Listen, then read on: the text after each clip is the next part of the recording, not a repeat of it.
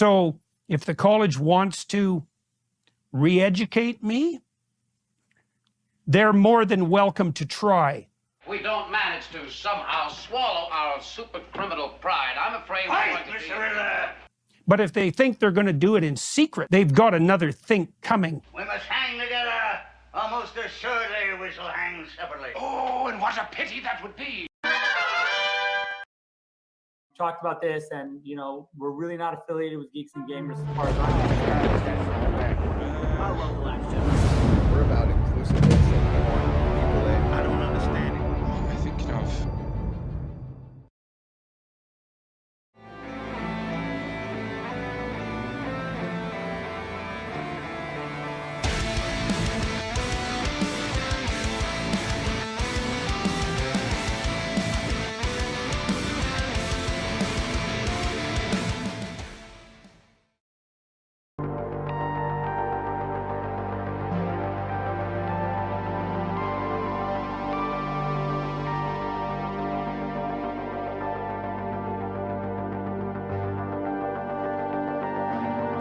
Somebody please think of the children!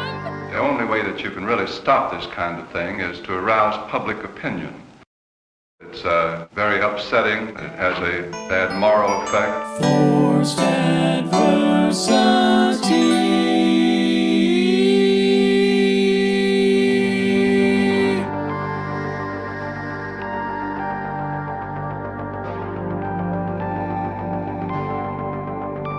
Ask yourself, what's more terrifying, fear or the frightened?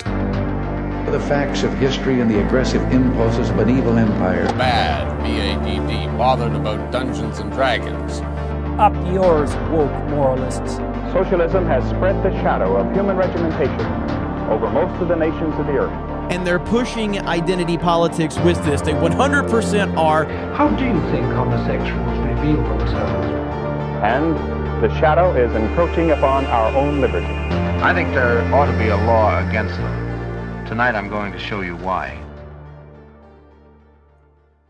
Okay, so apparently the shadow of socialism is encroaching over our liberty. And so I felt like it was, really, there's just one person that I turn to whenever I'm scared of something like that, and that's Morgan. Hello. But the call is coming from inside the house. The call of socialism? The call of socialism. Wait, no, it's the call of Cthulhu. Sorry. Oh. God damn it. Once again. Damn you, Cthulhu. Yep. Yeah.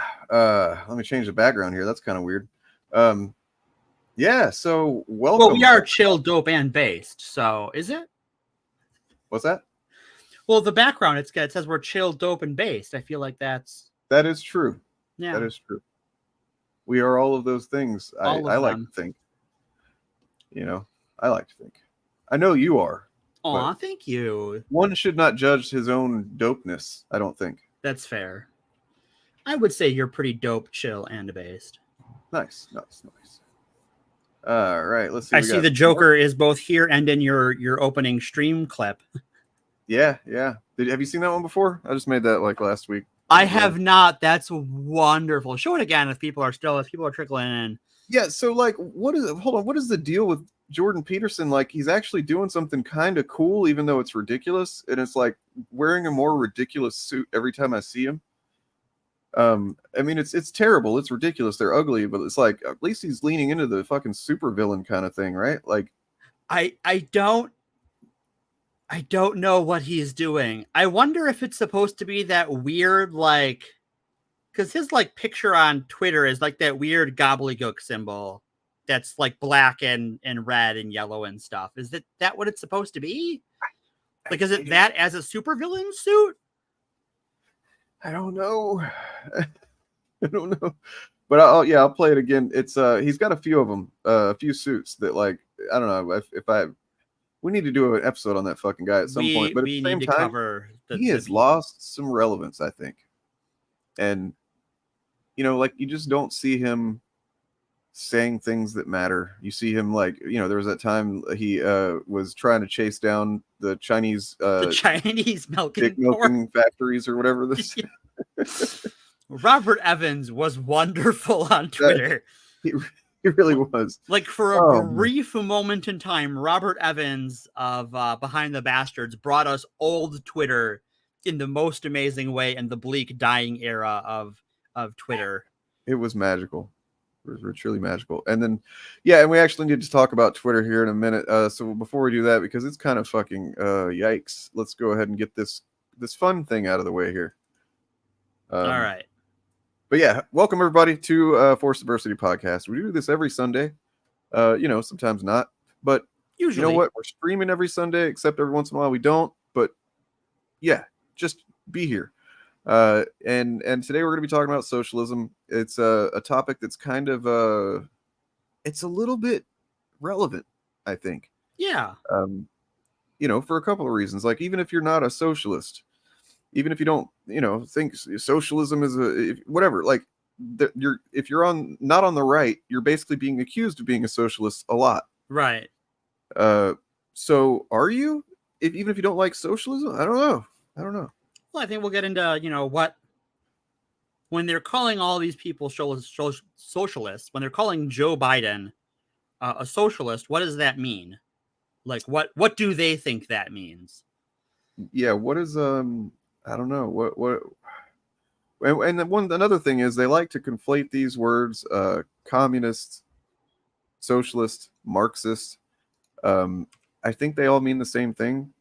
I've even seen them kind of like almost being used to be kind of like Satanist. Right. It's almost got the same kind of, yeah. Yes, certainly. It's used the same way they invoke Satan. Well, we'll find out if there's any truth to it. But first, here's this.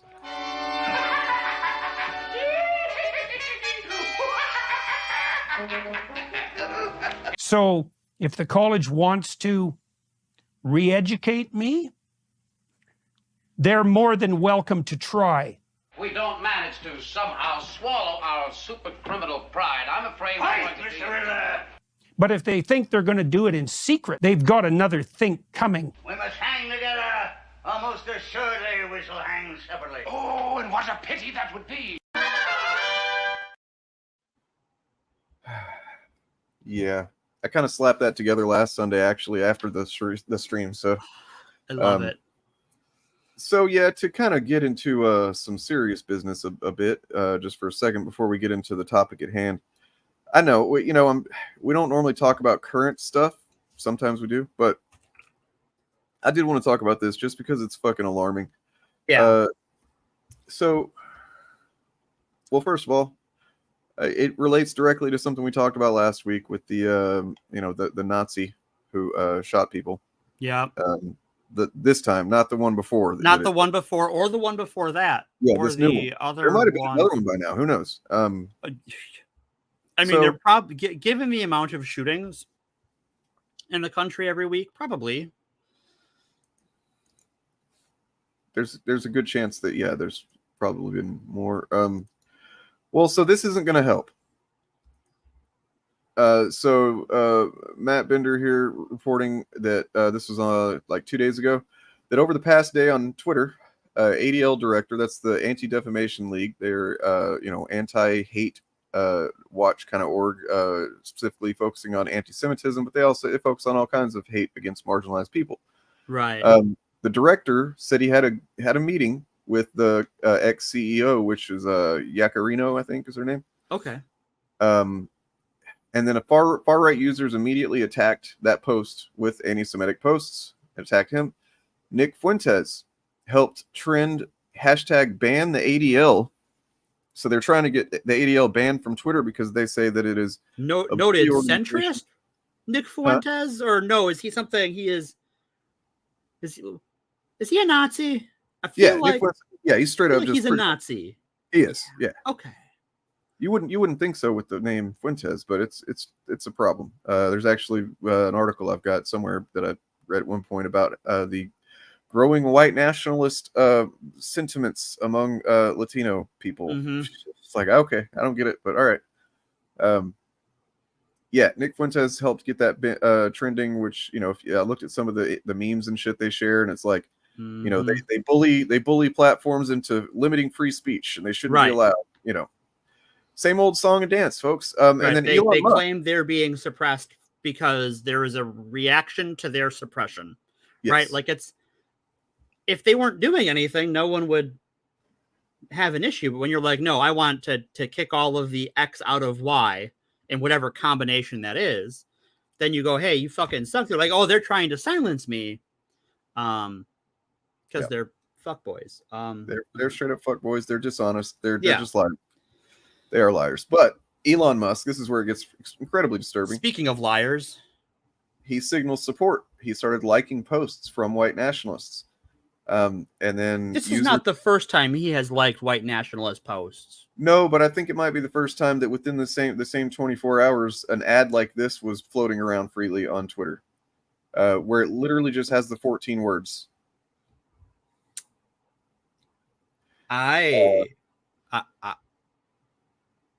You know about the 14 words? I know. I'm just like, what? Okay, so like, if I'm gonna steal bot Twitter, if I'm gonna be as nice to Twitter as I can be, right? You have laid off a sizable portion of your workforce, and so your whole ad submission process is now automated. So now you're just incompetent, right? Like the best case scenario I can come up with is that you have broken down this company so much that there is nothing to stop anyone from putting white nationalist propaganda advertised on Twitter.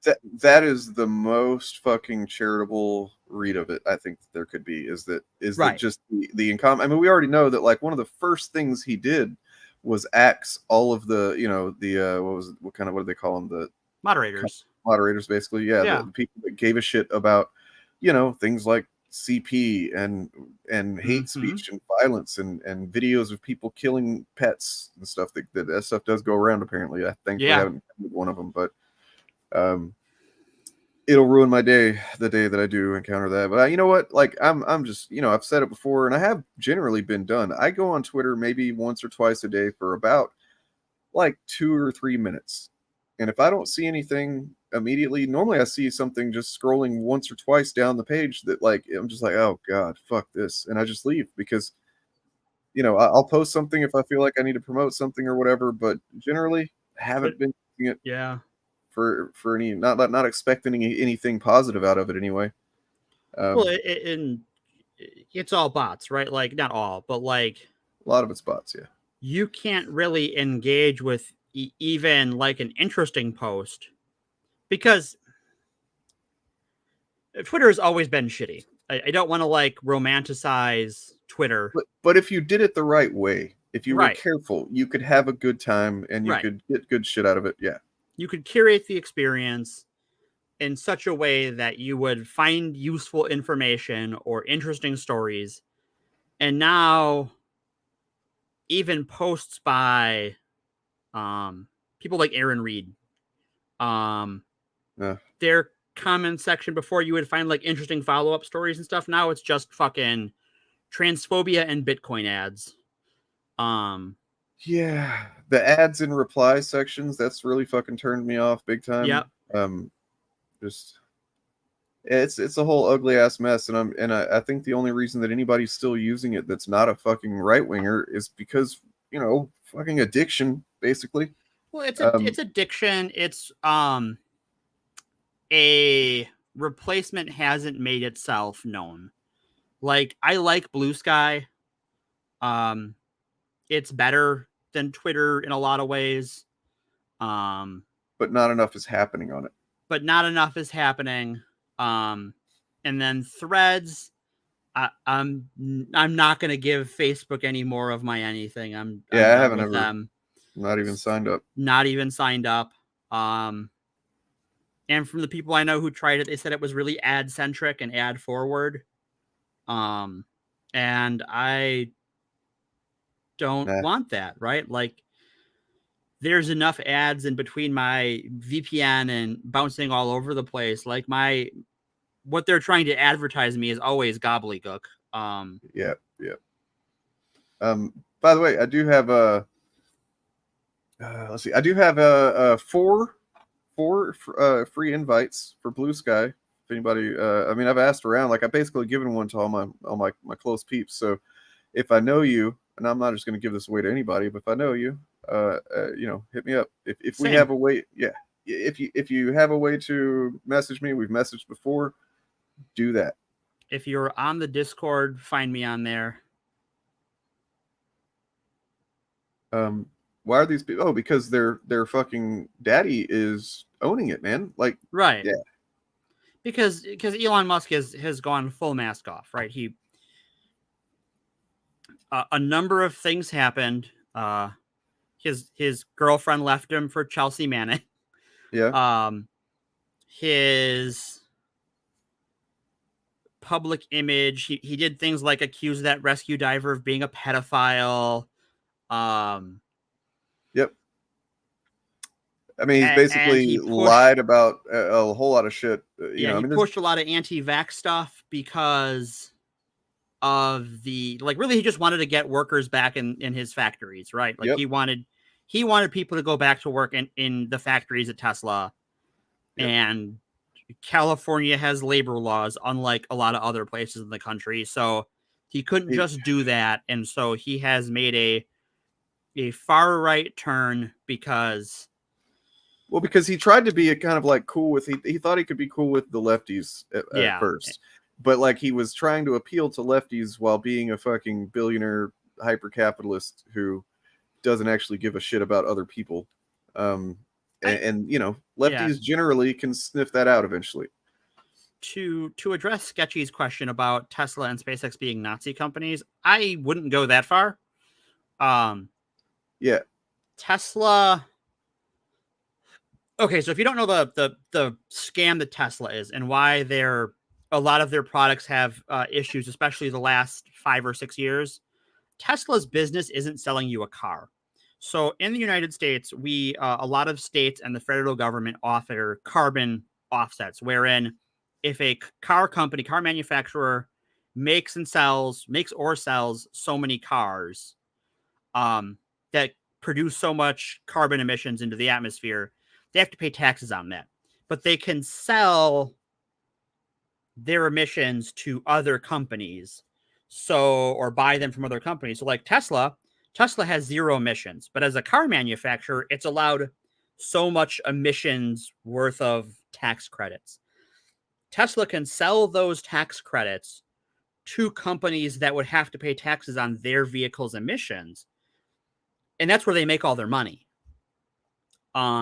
So while they are not a good company, and they're certainly run with some shady practices, they're not doing any Nazi shit. And SpaceX is really just like very dependent on NASA to do anything.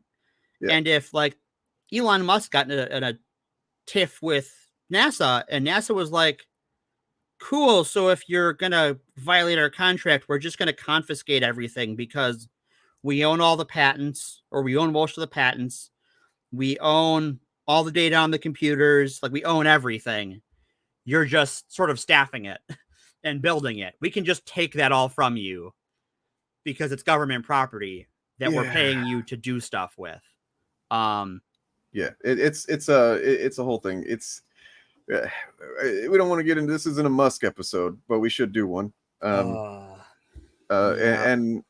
And Geek, this is Force Diversity podcast. We don't generally discuss that stuff on this stream. And that being said, I don't watch heel versus babyface videos. I don't watch heel. I don't really care for Bethesda games, especially after the last couple of Fallout games were bad and worse, respectively.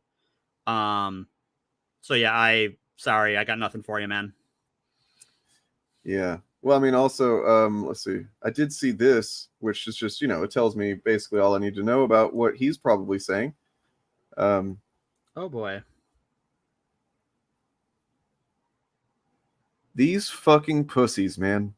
These motherfucking sensitive soy cucks. So who is this? So Nina Infinity is... Okay, so Nina Infinity's one of the token girls that does Phantom Menace stuff and Comicsgate stuff. She's like on a lot of some of their streams anyway. And then Josiah Rises is actually his channel is one of the ones that's fucking doing very badly. Oh, cool. Good for him. Let's see, hold on. In case you weren't watching the stream on Wednesday, we are in the beginning of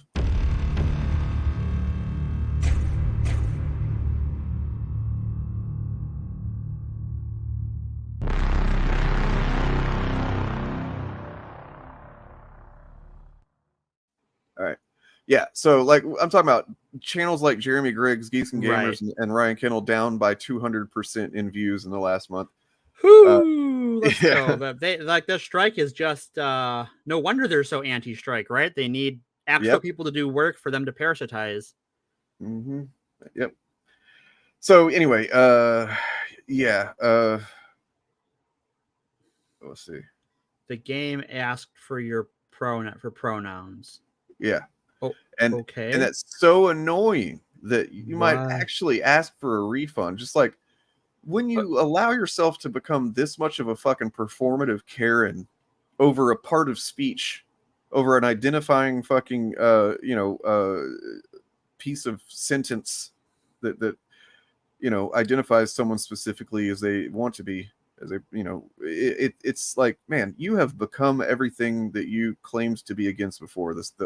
You're just so fragile. That's so like it asked me for how I would like my character addressed. Yeah. Okay. Why is anyone in the chat explain to me how that upsets you, right? If you are upset by a game asking you for pronouns, I think Baldur's Gate 3 asked for them. Why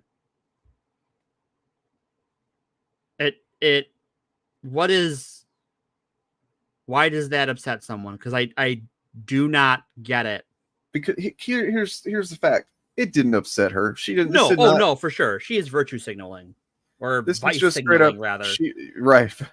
Virtueless signaling. She saw it pop up, and she goes, "Oh shit! I can get a good tweet or a video out of this, or probably both." You know what I mean? Like, we don't have anything else going on right now. So that's why they're talking about a fucking video game in the first place. They don't normally do that. Right.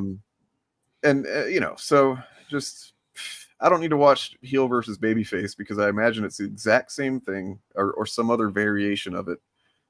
Yeah. But yeah, and as a matter of fact, though, we are going to be talking about Starfield on the Initiative Wednesday because apparently Turf Nation is into that game. So good for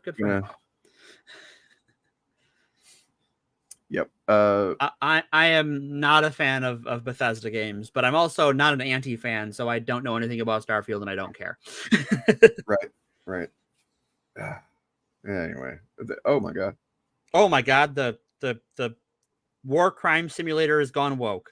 Was that so? That was so that whenever Reagan and Kevin Spacey give you their your orders for what South American country to knock over, install a dictatorship, and they get your pronouns right. That's good. Right. At least Reagan gets your pronouns right.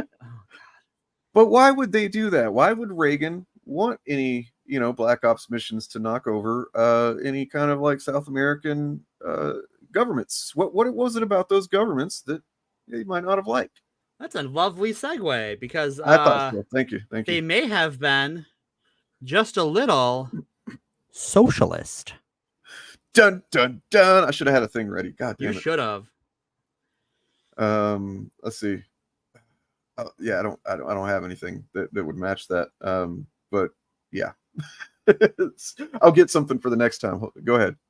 Where are we at? What are we talking about? We are talking about socialism.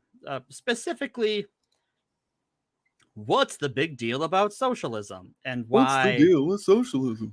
Why they a lot of right-wing commentators and alleged thought leaders call anyone or anything they don't like some form of socialist or communist or Marxist.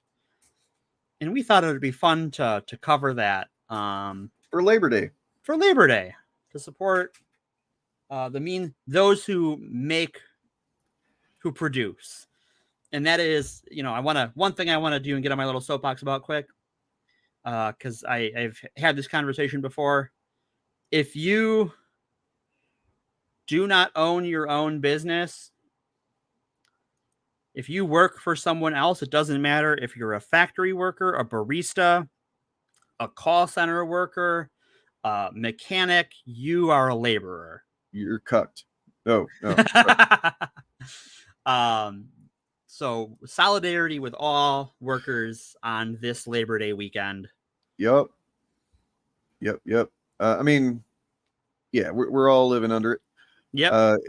You know, it's kind of interesting that like probably 5-6 years ago, I could not have really been able to, you know, tell you what socialism was even really about, you know. And I that's sort of goes to show, like, the word is tossed around so much, but it's a scare word, and so like a lot of people don't really know what it is. They just know it's, one, something to be afraid of, and two, something some bad places claim to be. And we don't just real quick, we don't, you know, he's not funny, man. He tries, but he's not funny. He thinks he is. I mean, like, and honestly, we just don't go get in the habit of like complimenting those motherfuckers around here. I have no opinion. I've never seen anything he's done, so I don't fucking know. You know, he's done a lot of transphobia that I know of. Well, so fuck like, him then. you know, people like that, I don't feel like you need to give them any.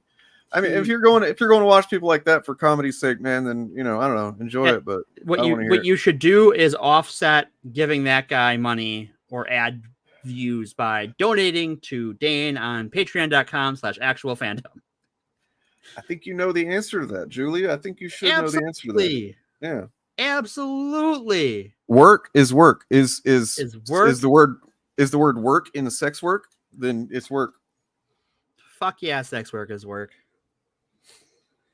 All right, so Julie, enough about this heel guy. I don't really care. We can talk about this. This is what we're here to talk about. So, what is a socialist? We're cutting off Chud talk now. Yep, this is not a Chud cast. That's Wednesday. They talk about Chuds on Wednesday. Even Friday. Either one, but yeah, I don't watch Chud content. I have a finite amount of free time, and I do not. I don't either. I don't watch it either. Believe it or not, I really don't. I believe you. Every once in a while, whenever I feel like I need to for a video or something, but like most of the time we can counter the shit they say, like just by looking at their thumbnail or like the first 2 minutes of a video. Anyway, okay, moving on. So Jaleel, I want to thank you for asking this because you know, it's, you know, great. Like, great that you're asking. You're not ashamed to be like, I don't know what this is or whatever, because that's a common thing. And I'm sure I felt it at one point or another. I don't know that I would ask in a chat if I didn't know, because I wouldn't want to be like called out or something, but we're not doing that. I'm actually fucking really saluting you for absolutely asking. You are awarded 1 point. Spend it wisely. So what socialism is it's really simple. It's a broad range of left-wing ideologies that advocate for social ownership rather than private ownership of the means of production. So that is the things we use to make things being owned by, depending on your flavor of socialism, the government, workers, you know, the workers who work there, local communities, trade groups.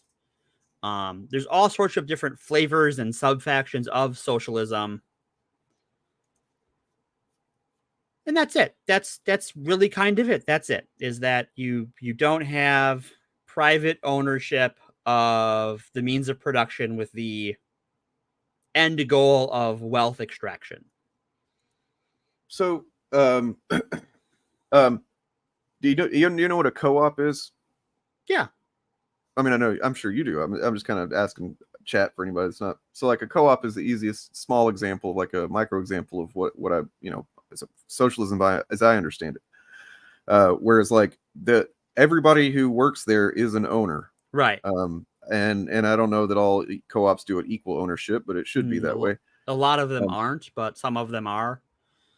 So yeah, worker co-ops. It's basically little socialist business in the middle of this capitalist hellscape that we're in.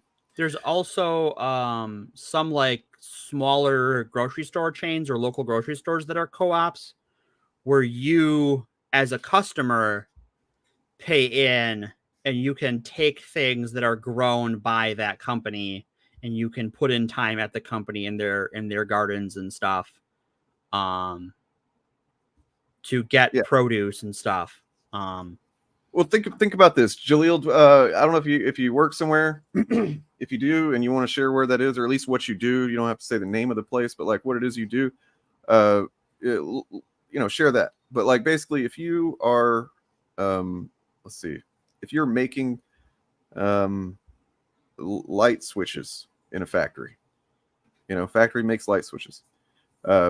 You don't see, no matter how hard you work, your boss, I mean, in some places they may tease you with a bonus or give you a little bonus at the end of the year or something like that. It's not really much, but like, so if you work your ass off and you're meeting all your quotas and stuff like that, it doesn't matter. You do the best job you possibly can. You're not going to really see any reward for it. You and everybody else there is kind of just getting paid scraps compared to what the owner of that place, of that factory, is making. And what is, you think about value added to that product. You're creating the value by literally taking whatever components that were not a light switch prior to, and you use them, put them together, whatever way, you're doing it. And you, when you're done, you have a bunch of light switches. You've created a product that has value. Whereas the owner, what did he do? And one time he invested in a building, and then now he just kind of continuously orders the raw goods for the parts and stuff like that. That's pretty much all he does. And then, he pays you, but like he is fucking sitting on some fat wealth. Right. Well, he doesn't do any actual labor for. Right. Well, and even if he does, right, let's say, for instance, the owner is involved to the point where he's making decisions about like what equipment to upgrade. He's doing labor, but he is reaping more than what his labor is worth. Right. He's not sharing the totality of what value is being added by all workers with all workers. He is taking it all and then doling some of it back out at his leisure. Mm-hmm, mm-hmm. I actually just remembered that I have a couple of video clips that are super freaking relevant to this. I'm going to find those in a second, but yeah, go on. Sure. So I also want to talk about a few things that are not socialism, because I think that's important too. The first one is you'll hear bad faith people or ignorant people when they're criticizing leftist. And when I say leftist, I mean left of the GOP. So that is anything from center-right policies like paying for the health care of your military.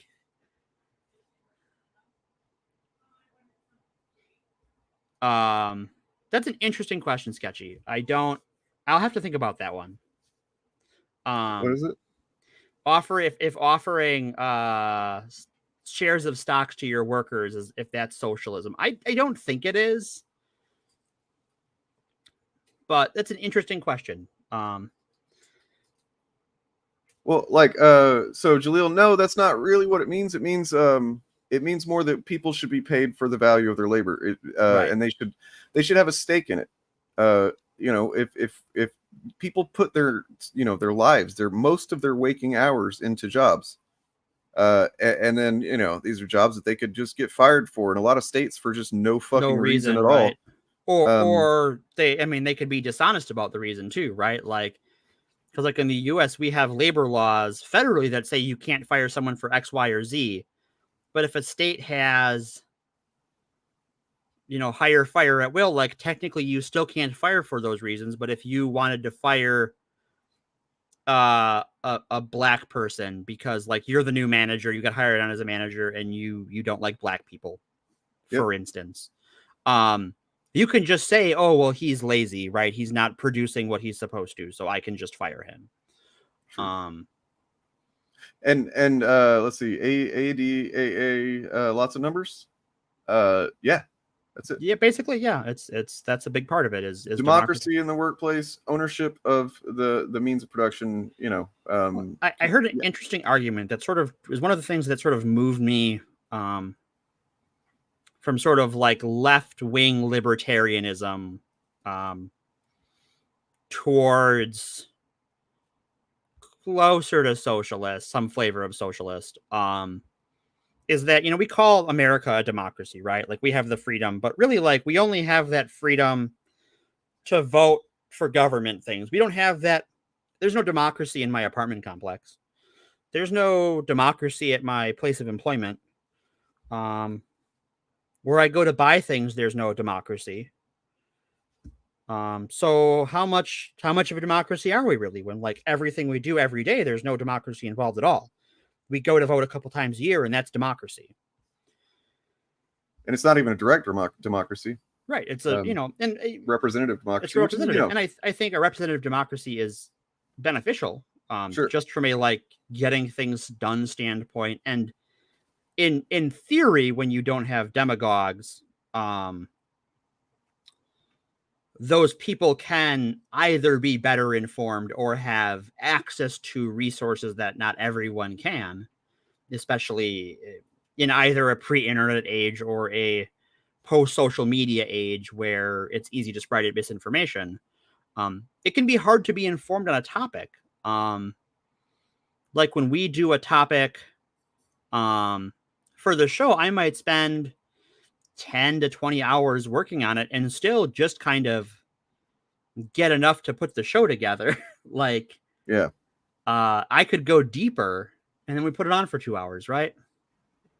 But yeah, so as far as the bad faith arguments, exactly. Jaleel. I'm getting that wrong. I'm sorry. Your Majesty. One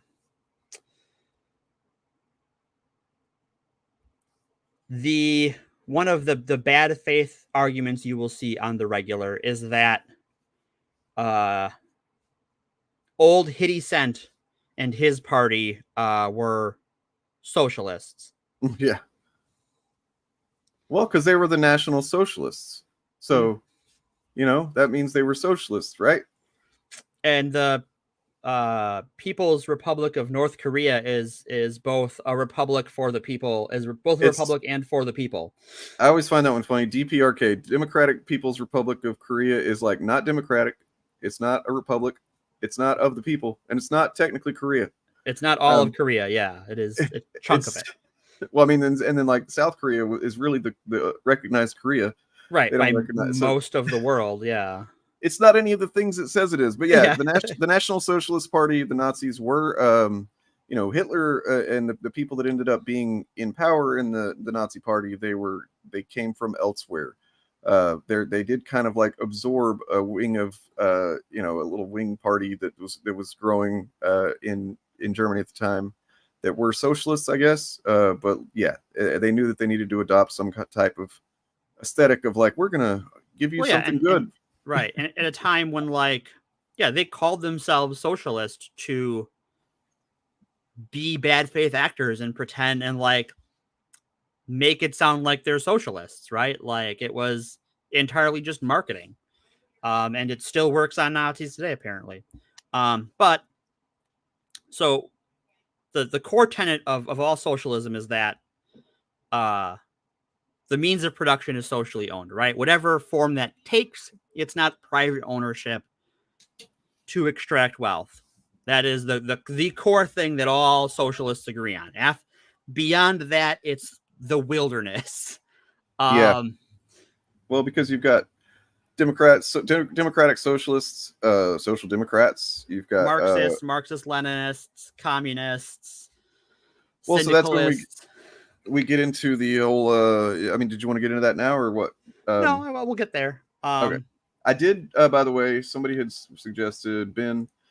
I pulled that up. So if you wanted to look at some of those at some point, we can. But I also have a pretty awesome clip that might clear some things up here at the start. Maybe if you, Yeah. So let me finish my point on on Hitty Cent. Hitty Cent's party was not for social ownership. They were in fact very involved with the industrial oligarchs of Germany at the time.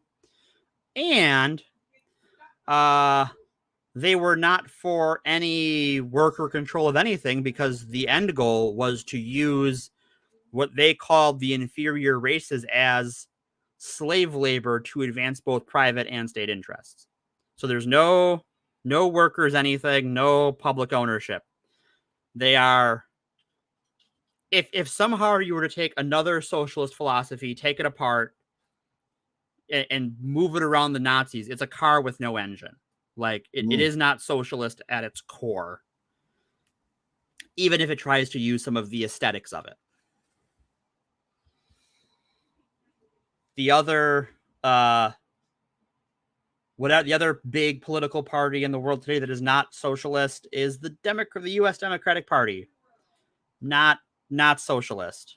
They are so not socialist. Like, it's if we, like, as a left in this country, of course there are leftists who are varying degrees of radical leftists. Those exist. I know a few, but generally there is no left in this country that has any kind of power. Definitely not in power now.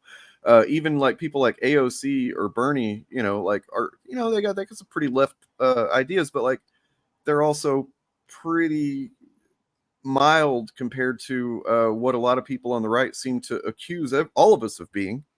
Yeah.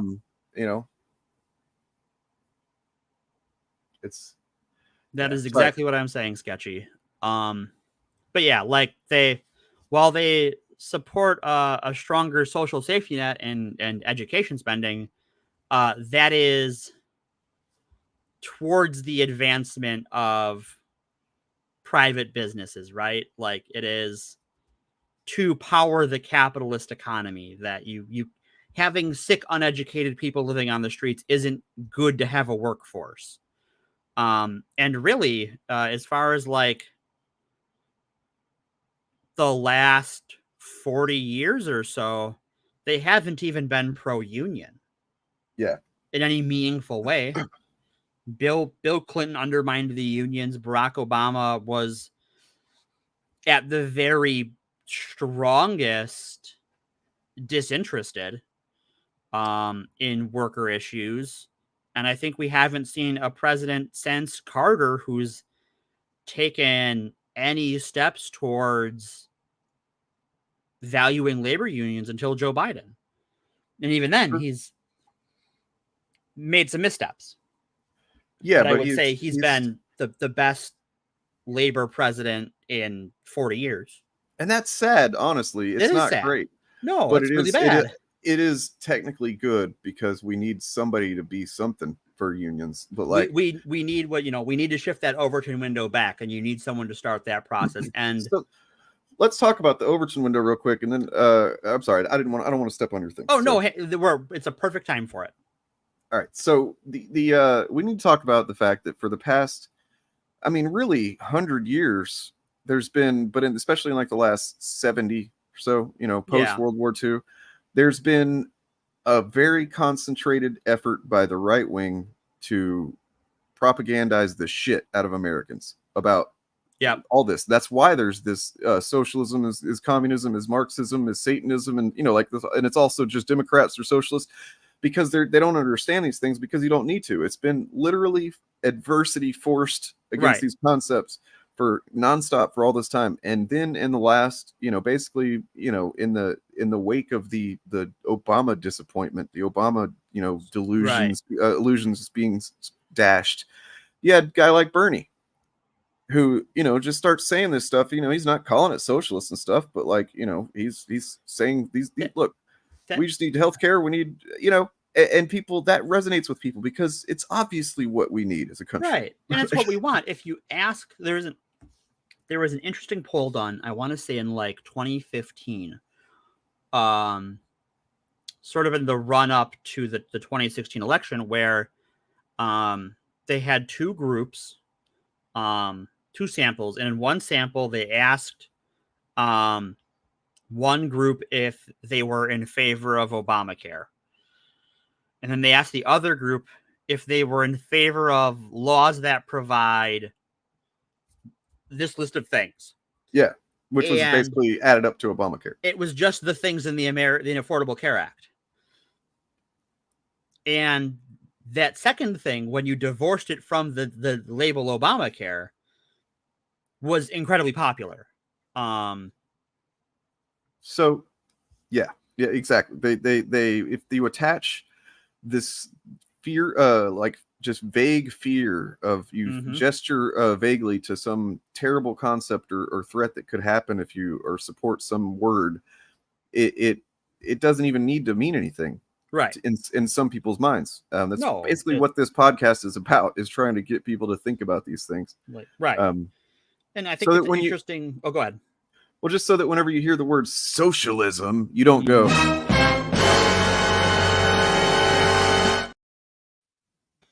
In fact, you should probably, if you hear someone call XYZ a socialist, you should go, okay, they're probably not. Like, your first reaction should just be nah, because they're trying to play off of that fear. And sort of if you listened last week when we were talking about the Cathars and how one of the things about that incident was that they either may not have existed at all or not existed in large numbers, and how small of a group can you make the bad guy to create a moral panic? And the answer turns out it can be zero. And here it's the same sort of thing where, like, the definition of socialism can be nothing. And that almost makes it better for making a panic, because when it doesn't mean anything, then you can make it anything. It's scarier. Yeah. The reason why they call everything woke that they don't like, but they don't define what woke means. They're really bad at it, and it's really inconsistent. Because all they needed to do was make it a word that gives you that bad fear response. And as long as that word doesn't mean anything to you, all it means is bad fear thing. So just real quick to answer Intu's question of the Overton window, it's not like Chekhov's gun, but it is. It's the limits around the acceptable topics of discussion in mainstream media at any given time.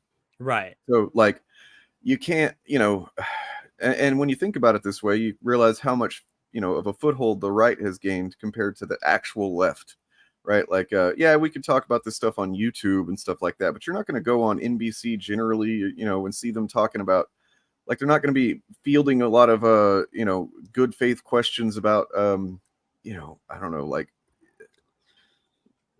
fucking. Well, trying to think of it. I've got a good example, if I may, because this one is hits a little close to home, so I've had to pay attention to it. So trans panic. So after Oberge fell and, was decided and gay marriage became the law of the land, the religious right was looking for a new big bad guy. That's exactly what I was saying. They tried in 2015, 2016, they tried a wave of bathroom bills that this was about protecting women, and the reaction of largely in the population was that this is stupid. Like, even the right-wing reaction from the average conservative was like, what the fuck is this about? Like, why should we care about this? And the reaction from everyone else is like, fuck, people just want to go to the bathroom. But you get on in time, and they refine the strategy, and they, first you see it with people like Blair White and Jordan Peterson with the C-16 bill, and Mike Cernovich pushing that stuff, sort of on Alex Jones, sort of on the fringes of the right. Mm-hmm. And then as they refine it there, more mainstream conservative outlets began to pick it up and pick up that refined version of, like, what was getting these other audiences riled up in the conservative base, to then bring into mainstream conservatism now that it had been refined, and put it on Fox News and talk radio. And then even from there, you get institutions that pretend to be more unbiased or more left-wing, like the New York Times, begin to push that version of things as like, well, we're for trans rights, but these people have real concerns, and ignoring the fact that, like, you can very easily, I mean, I went to journalism school, but I don't do it for a day job. You can very easily track the origin of all this and see how the panic begins. You can look how old the standards of care are, how they're applied, how they're developed over time. And you can see on the timeline exactly how bullshit the panic is. But by this point, because you are trying to engage in the discourse, and it has been, the window has been pulled so far to the right on that, that now discussing the rights of a group of people is just part of the normal discourse. It's normal every day left-right dichotomy, where 8 years ago it wasn't. Where even if you were on the right but not the religious right, trans people were a thing you probably hadn't heard of, or you didn't care. You're like, okay, whatever, they're just dressing. Yeah, or there's so few of them, which really is true. It shouldn't be a bother to anyone. Right. But like, yeah. Sorry, I didn't mean to step on your thing. Oh no, you're good. So like, another good example would be, look, we just looked at that Twitter thing earlier, right? Yeah, that's think another about good example. What's allowed on Twitter right now has the Overton window has shifted pretty dramatically. Now, these people have always tried to be on Twitter. They've generally, kind of gotten away with it here and there. But like for the most part, Twitter had decent mods that sometimes would get to the most egregious hate. Yeah, and they definitely would not have let pass an ad that literally has the 14 words, which is like just universally identifiable as Nazi shit. Nazi, right. In the ad, and now here we are, and it just is. Hey Dane, is the Christmas special still up on somewhere? No, but I can upload it. I think I might have. Did I upload it on Patreon? I don't know. I could check. Why? Okay. Well, whenever you get a chance. Sandman was asking about the war on Christmas. We actually did an episode about the war on Christmas.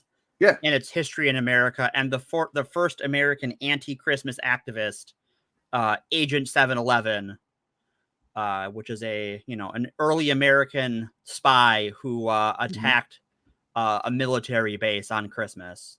Right. And yeah, and that does bring us to the culture wars, right? It's the same thing as with the war on Christmas. And this does tie in very much to what we're talking about today, because the reason that the right pushes this stuff, the reason that, maybe the, excuse me, the voters, the general public and stuff, they push it because they've been convinced that this is something they can care about. But why have people convinced them that? Because the people that are convincing them are that these are things to freak out about and to, hate black people, trans people, gay people, whatever, are people that want to basically, it's a bunch of libertarians. It's really what it boils down to. You got fucking libertarians for the most part, who rich people, mostly guys. Well, these rich wannabe libertarians, and they call themselves libertarians, but they're either lying or they're wrong. Because they actually don't want libertarianism, because if the bank steals all their money, thanks to the New Deal policies, your bank accounts are insured by the government. There's a government fund that if your bank goes under, the bank pays out, or the government pays you out a certain amount of money. Yeah. They don't, Walmart knows they don't have to provide a living wage because they know it's cheaper, and they've figured it out because they do it, to just tell you how to get, food subsidies, health subsidies from the government, get on Medicaid. They don't want libertarianism. They want someone to take all the expenses. They just don't want to pay for it. Right. So I've got actually a pretty simple definition right here on this article that Ben Bamboo suggested. So socialism is taxpayer funds being used collectively to benefit society as a whole, despite income, contribution, or ability. Which, definitely sounds like some Marxist shit, which it literally is, because, it's like, what's the phrase? There's a lot of phrases. Well, or is that Kropotkin that said that? To each according to his need. Oh yeah. According to his ability. From each according to his ability, to each according to their need. That's Marx. Yeah. So like, just sure. the way that the right and even just like, centrists who are capitalists and think capitalism is going to save the world. Thank you, man. Ada, yeah. strong showings here. Thank you. The way that they frame this stuff is that like by, if we were to allow, if mega rich people, that's all we need at this point, by the way, we wouldn't even need like full on socialism where everybody's fucking paying a shitload of taxes like they were in the 50s. They don't like to talk about that. Yeah, they don't like to talk about what the tax rates were until Reagan. They also don't want to talk about the tax rates under Reagan either. They love to fucking reminisce about the 50s and act like, that was when things were perfect. And, that's generally what they're thinking when they think make America great again. But the tax rate was, what was it, like 60, 65, 90? Oh, God. Over the top tax bracket was 90%. Jesus. Now, yeah, things were great. The yards looked good. Great, roads were nice and stuff. But, for white people, of course. Right. Nonetheless. You know what? Let me just play this clip that I've got because I think it's probably more poignant than anything I can say. So this is from a show on Amazon, ironically, called I'm a Virgo. This is from writer Boots Riley. If you've seen Sorry to Bother You, which is a great fucking movie, he also did this. It's a show. Make sure I've got the right one here.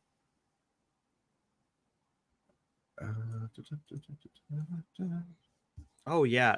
Shout out to anyone in Florida. I hope you are all doing okay. Yeah, no shit. Everybody in Florida. I meant to mention that up top and I forgot. Fucking sorry.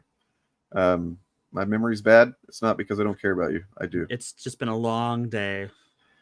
Yeah, you get people like DeSantis who are basically the friend of capitalists, hyper capitalists, and they will resort to being fascists because that's what capitalists want them to do. Or anyway, check this out. Excuse me. Jones, Felix. Let me get to the part that matters. All right. It's a little bit before that, and then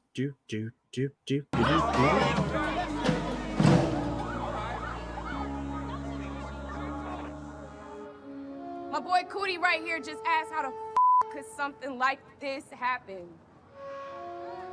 Exactly. This wasn't an accident. It's no accident. When Crown turns poor people away to die just so they make a profit.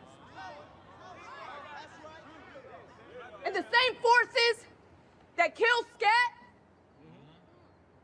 are trying to get us too. Let me break it down a little bit.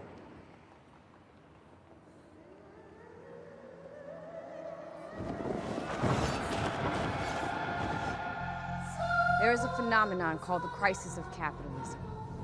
Under capitalism, businesses combine labor and materials to create goods or services for sale.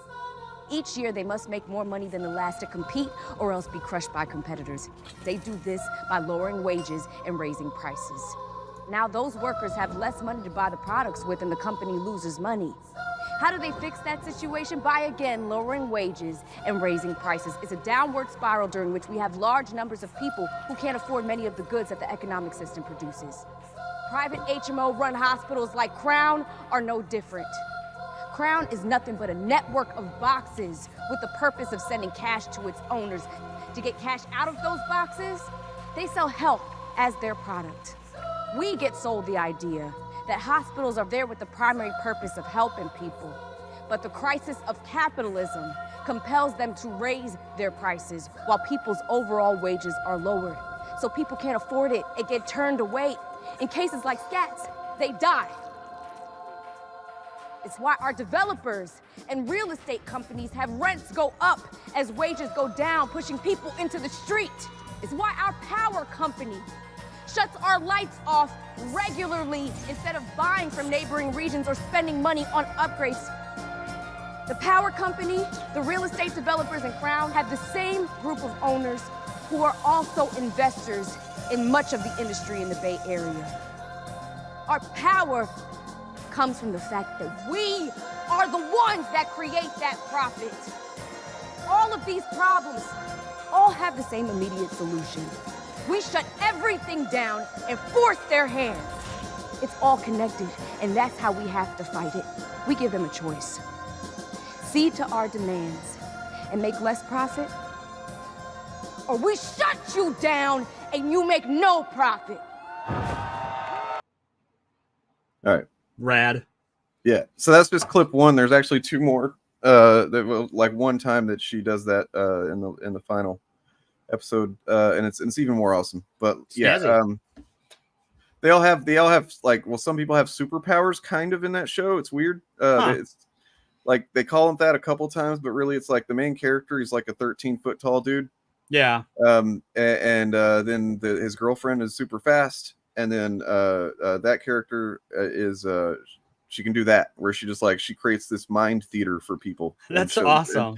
And fucking goes off about capitalism and shit. Fuck yeah. Yeah. I mean, you give me that part, be like, oh, cool, I can use that for my Pathfinder games. And also to talk about socialism. Now that I'm here on the internet talking about socialism, I would probably actually do that. Anyways. I mean, that's bad take, man. Fucking bad take. Cartoony like Homelander. That Homelander represents real motherfuckers, including the president that we had for 4 years, that exist now in this country. Real life fucking people. You see, when you say real villains, I think you're missing the point of Homelander. No, they don't have fucking superpowers, thankfully, but they have a PR department. They have a marketing team. They have propagandists. They have people to cover their dirt. Yeah. Anyway, it's Homelander is a man-child that is just a face for a brand. At least earlier, before the third season of that show, the real villain is the fucking company, and he's just the white supremacist they babysit to advance their agenda. So in a minute, I think I want to rattle off not all 75, but several of these several of these things here that yeah. Let's see. All right, so just real quick, and if you hear one and you're just like, wait, what? That's socialist? You let me know. But I'm gonna just say, no, yeah, me too, maybe. The military/defense fund, highways and roads. Right away. Hold on, back up.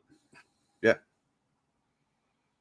Okay, so the United States military is the largest. Walk me through that. Why that's socialism?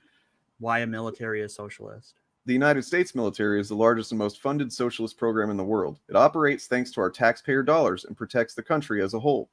From the richest citizens to the homeless who sleep under the bridge, we are all protected by our military, whether we pay taxes or not. This is complete socialism.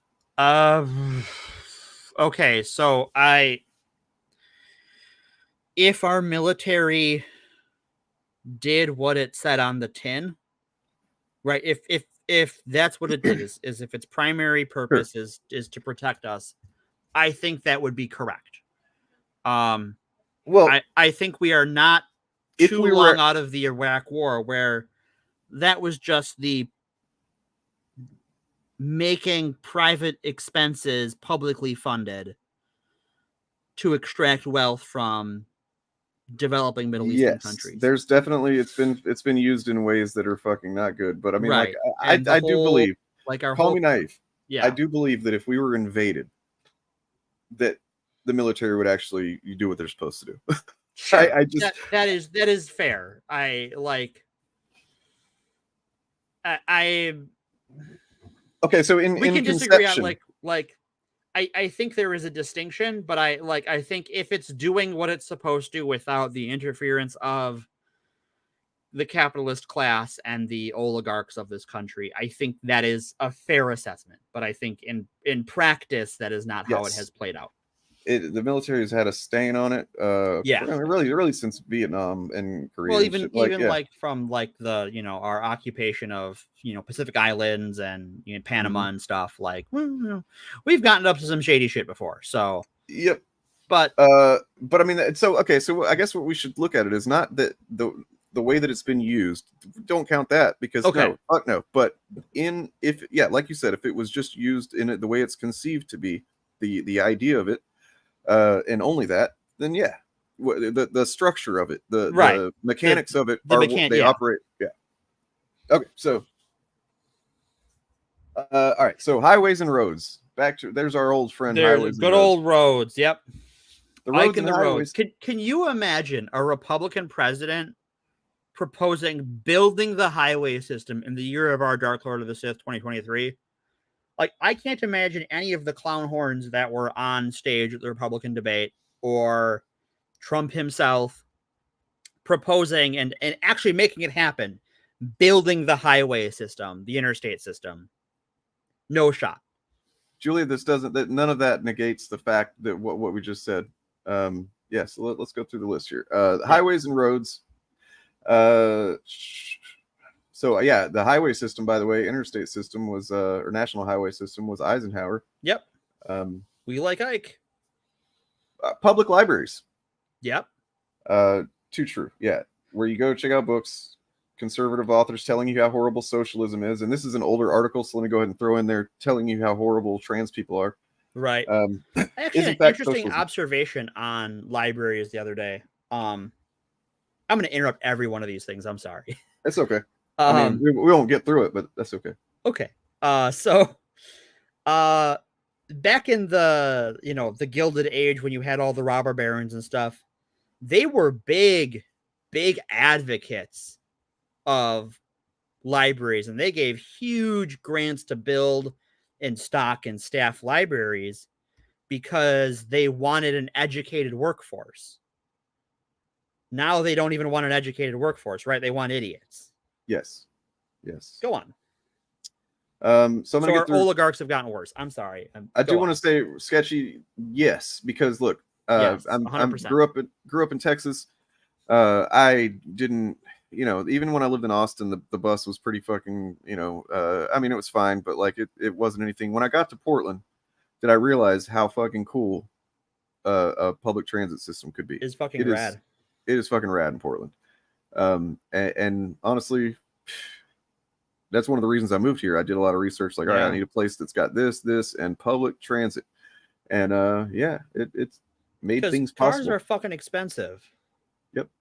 And cities are becoming hostile to cars more and more. Yeah, well, because they want to maximize the business space, so you can't make car friendly urban areas, but they don't want to make them people friendly areas that you can easily like live and work in. Yep. Everything's so scattershot. Yeah. Anyways. Yep.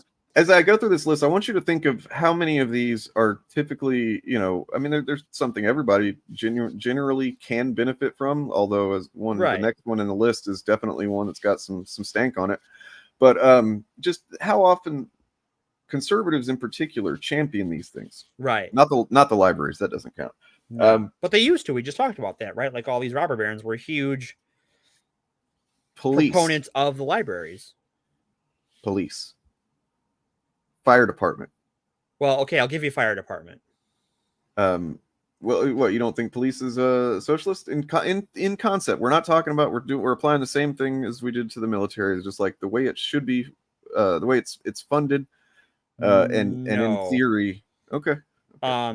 So because like even if it works as function, right? If it did exactly what it said on the tin, it is not about protecting laborers and protecting a community. True.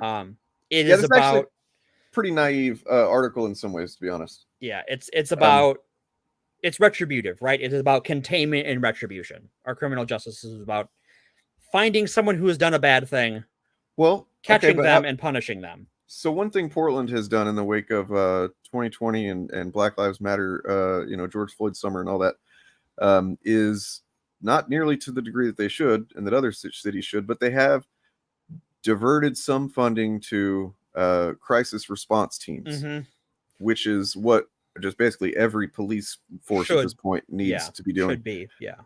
yes, you're gonna have situations where you probably will need some, and this is where like me and some other lefties have broken on this fact is like you're gonna eventually need some guys with guns to do some shit. Like Yeah, it's just there's too many guns in the country Right. to just.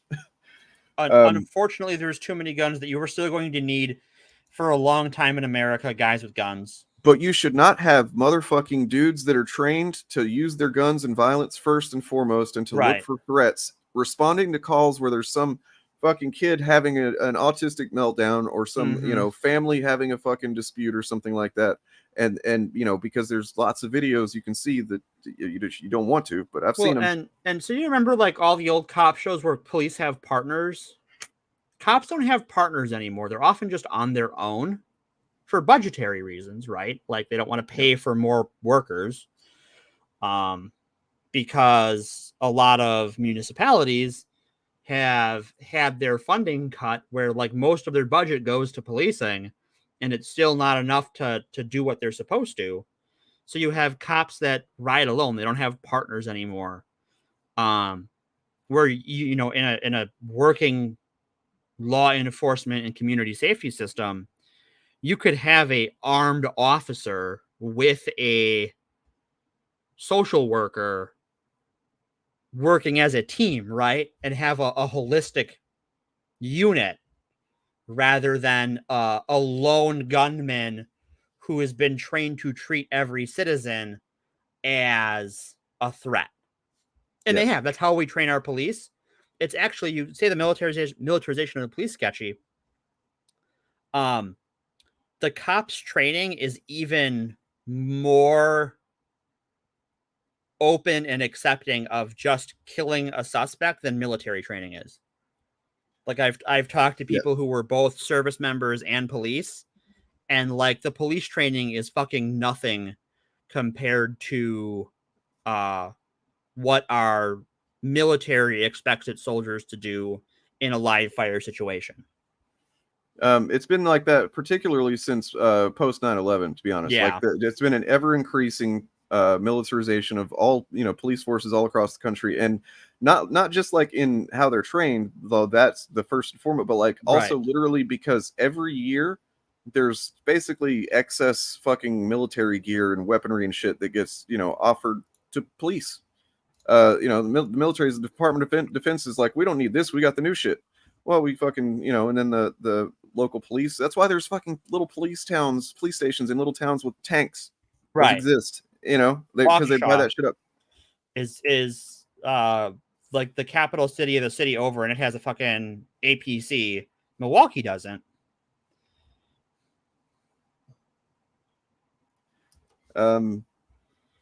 Yeah, I mean, I know you're thinking of a specific one, Julia, and there's no excuse or explanation for that. But I mean, I'm sure there's other ones where they haven't, but there are ones that they have. I think we at some point need to do a episode on school shootings. Yeah. I will need. Let me know when we're gonna do that one, because I'm gonna need some whiskey.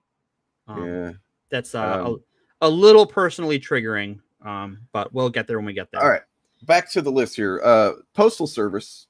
Which the right's constantly trying to do, especially. Do you know what's funny? You talk about the rights, to how they try and masturbate on the Constitution. They're trying to aim the cum at the part of the Constitution that says we have to have a federally funded postal service. Oops. Well, because you know why? Tell me. Well, because their guy lost because of the Postal Service. Oh, right, of course. Yeah. That tracks. Student loans and grants.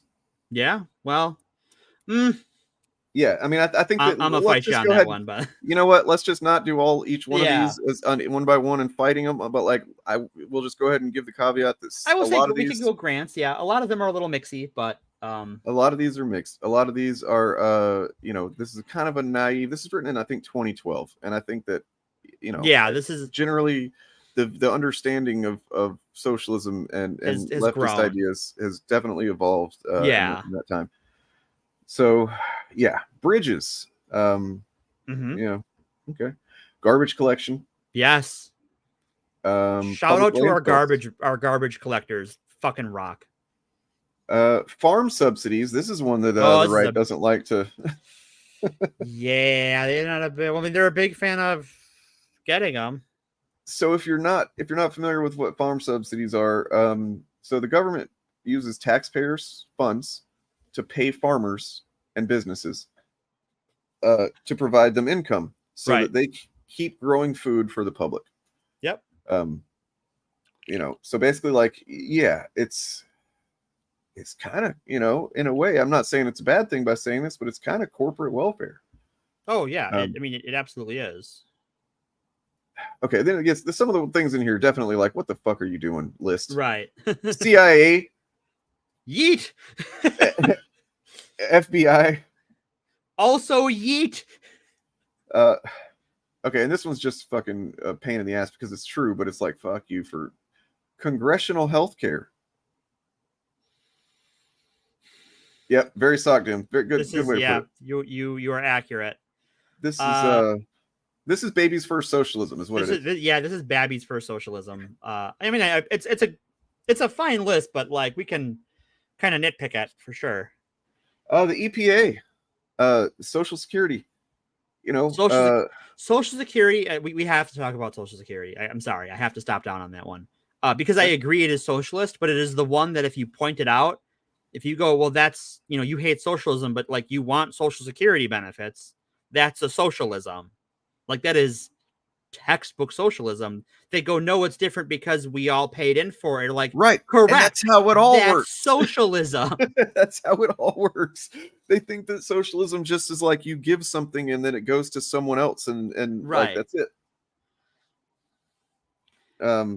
Fucking museums, yeah. I mean, basically anything that just does not serve the profit motive of some corporation directly. Well, and I think we should say that like public museums and nonprofit museums, because there are private museums that are run as a business. Yep. But we should specify that. But so, okay, one way we could look at this is that generally, probably all of these, to some degree, a lot of these, when they originally were implemented, were definitely leftist ideas that were proposed. And then as happens typically with leftist ideas, the leftists don't get them, implemented. The Democrats in power generally kind of steal the idea, and they kind of, they whittle it down, they make compromises, and then eventually, whenever it does get implemented, it's not nearly as powerful as it might have been whenever it was initially conceived, but at least, it got through there. And that's, kind of how it's worked. And I think that even when you have someone like an FDR, right, who, I mean, was a big proponent of a lot of social spending and a lot of what we would call socialist policies. And he was called a socialist at the time. Like the Republicans of the day called FDR a socialist. And it's the closest they've ever been right when calling their opponent socialist. But even then, the rest of, I mean, a lot of these are just like the kind of stuff you might expect. So like, it's getting pretty specific on healthcare for who, which is pretty silly. So like that, several of them are that, like healthcare for 9/11 rescue workers. Yeah, well, how long did that take, and how long did Jon Stewart have to fucking yell at everybody to make it happen? Yeah, well, and that's the thing is, right, you break down all of healthcare, and it sort of proves the system isn't socialist, because in a socialist system, that would just be a thing. That would be one, everyone would have some manner of healthcare. Right? It wouldn't be, healthcare for these people and those people and that people. It would be healthcare. Well, yeah, right. It was hands off my Medicare. That's exactly right. That is on fire. Yeah. All right. Well, so I mean, I appreciate the list. There's definitely some stuff in here that's valid, and I mean, generally, like, welfare in general. Yes, these types of things that do nothing but benefit people. Right. Whether not only whether they're working on it, but especially if they're not able to pay in. Mm-hmm. That's generally just a socialist idea. And you know what? Another word. The reason that people want to call me a socialist or whatever, I don't really identify as that. No, I don't either. What I identify as is a humanist. Right. A pragmatic humanist who, like, I care about the well-being of people, and I want to achieve that in the most sensible, reasonable ways possible for the most amount of people. And that has led me to a point where, like, after fucking studying a lot of stuff, I guess I'm socialist, but like, it's not because I'm fucking swearing on some copy of Das Kapital or whatever. Right.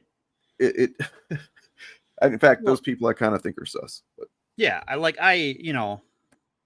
if you were to ask me to like pick a political label, I would still probably, like, in a weird way that I trend towards a form of libertarianism, just not the one Eric July and people like him claim to espouse, where, like, they don't want government involved except when they do, and they want government to solely be a force to enforce the will of capital and the religious status quo, where I am a humanist, and so I would like these companies that seem to push anti-libertarian values and all that fun stuff to just exploit people. Like, that's a problem, right? Like, so I am a different strain, I'm a classical libertarian. Yeah. Because if you look at what, like, libertarian is like 100 years ago, that's what I'm talking about, is like this, like, boy howdy, these governments and companies are sure in bed together. Maybe they shouldn't be in bed together to the extraction of people's wealth and well-being. And now it's just like, but I am a humanist first. Yeah. I mean, yeah. American libertarianism is rules for thee and not for me. And that's also American conservatism. They're kind of the same thing.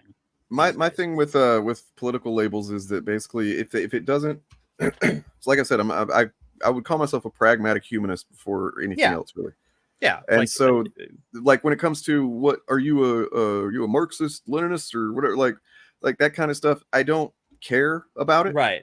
In fact, the more people I see obsessing over those types of things, the more I generally stay away from them, because the label is less important than making tomorrow better than today. Yep. And there are a lot of people that are so ideologically, like, rigid that they can't see the forest for the trees, and they think that, if voting, that electoralism is bad and we shouldn't vote for Biden because he's not gonna get us to socialism or what a communist. Like, no, of course not, man. But he is gonna get us closer to that than Trump would have. And we can see that play out, right? Like, I'd rather fight a weak, a fucking kind of centrist Democrat than a fucking fascist, man, any day of the week. Right. It's until we have the kind of numbers where we can actually make the kind of change that needs to be done, we do have to, unfortunately, do stopgap and incrementalism. Yeah, like, unfortunately, like, that is the rules on the ground, right? You have to play on the pitch, right? You can't create your own field. You know where the goals are. You know how to score. That's the field you're in. You can't redraw the lines, as it were. And the way you do that in a world as connected as ours is sadly through incrementalism. Because even when you look at places that have had leftist revolutions, one of two things happens. An authoritarian asswipe like Stalin kills all the people who he thinks are going to try and undercut him and institutes an authoritarian regime. Yeah. Or another country sends in their own military to effectively take over and create a client state. And we're seeing that right now in Ukraine, right? Is that Putin had Ukraine as a client state. Russia had Ukraine as a client state for forever. And when that started to change, what did he do? Well, he started annexing territory. And when he couldn't get away with that, he said, fuck it, I'm going to invade. Lucifer, there you are. You're just in time. Oh, go face.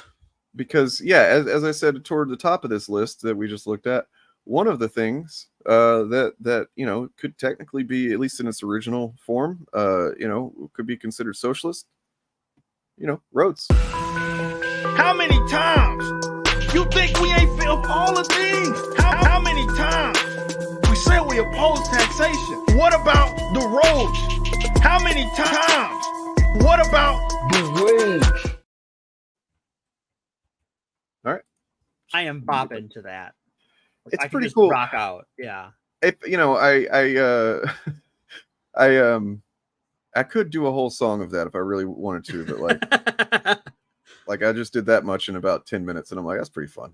Like if that was like a 3-4 minute song, I would like put that in the car. We got our car's got a nice sound system. We turn up the bass real loud. We drive down the street with that. Fuck yeah.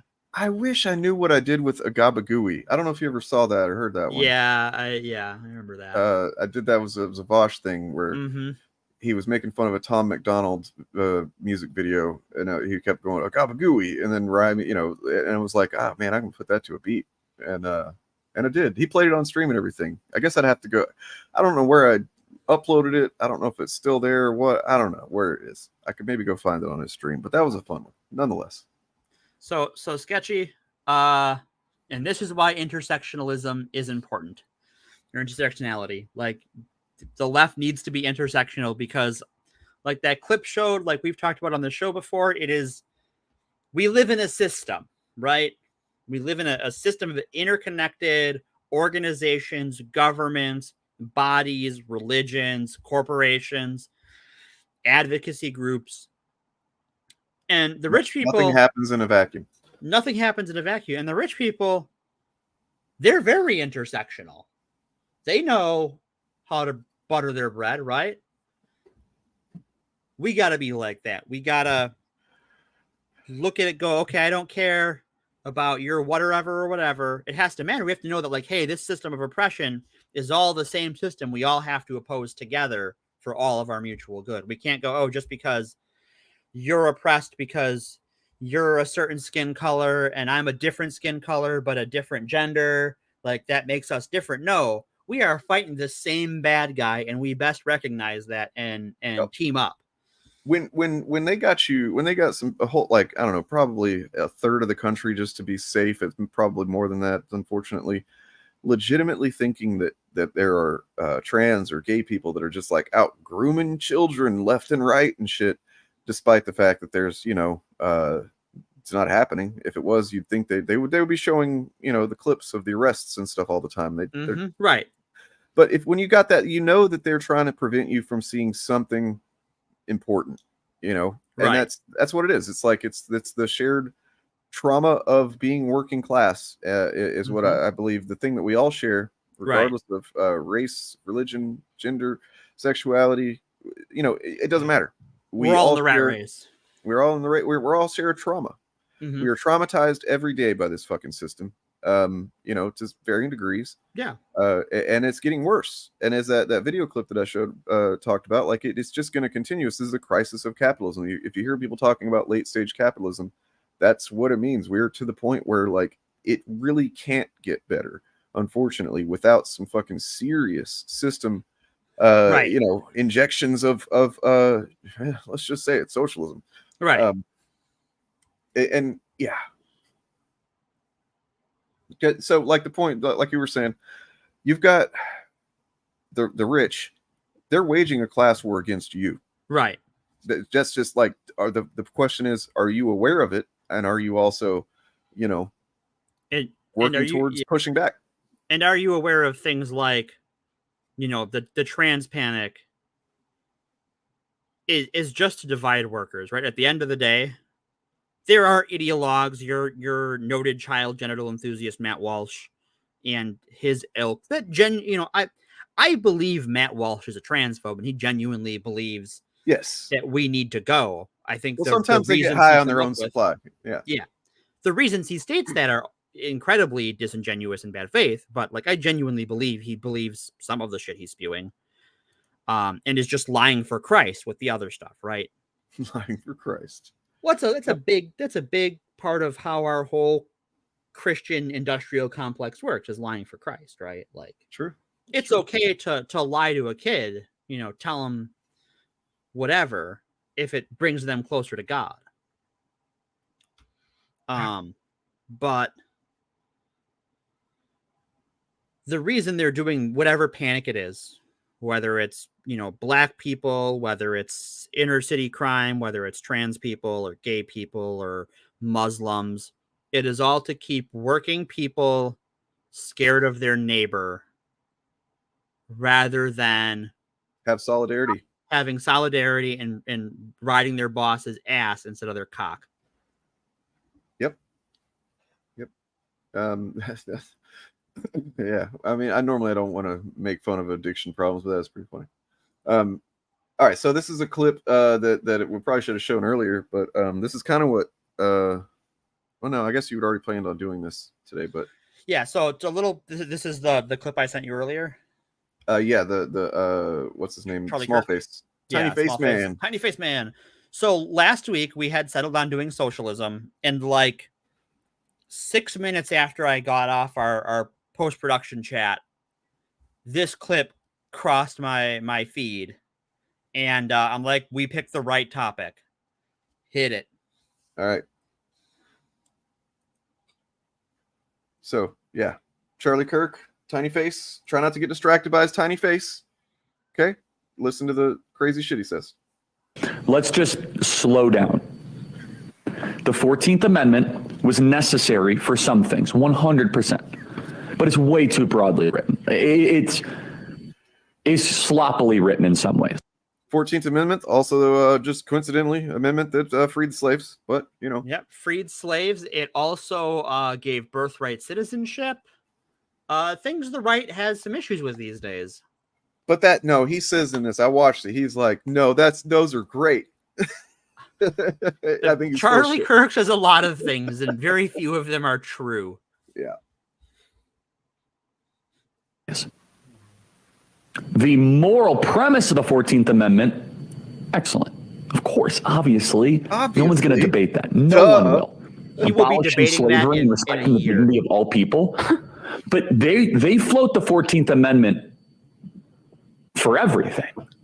For removal of debts. Remember when they said, the debt ceiling can be raised because of the 14th Amendment? Preventing Donald Trump from becoming president, birthright citizenship. The 14th Amendment is the catch-all. The 14th Amendment has become kind of the modern Marxist revolutionary gateway to whatever they want to do. All right. There we are. There it is, folks. He threw it out there. He does not go on to say that, like, he tells you why he thinks it's Marxist, but did you hear any Marxism there? Did we hear any socialism? What did we hear about? We heard about ending slavery. Kind of, like, tendentially, right? Like, you can't be a forced laborer obviously. In a socialist society. But that's fine.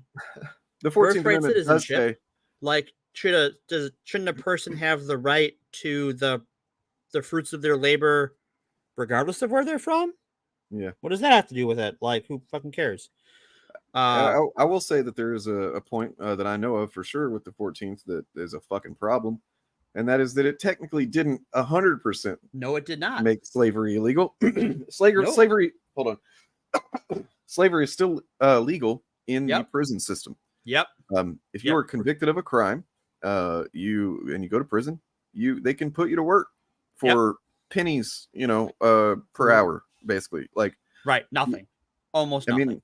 Almost nothing. I mean, it's not 100% slavery in the sense that you're not getting paid at all, but like they will pay you, but it's just like the most meager fucking bullshit, so that it's basically just enough to say that they're paying you. Right.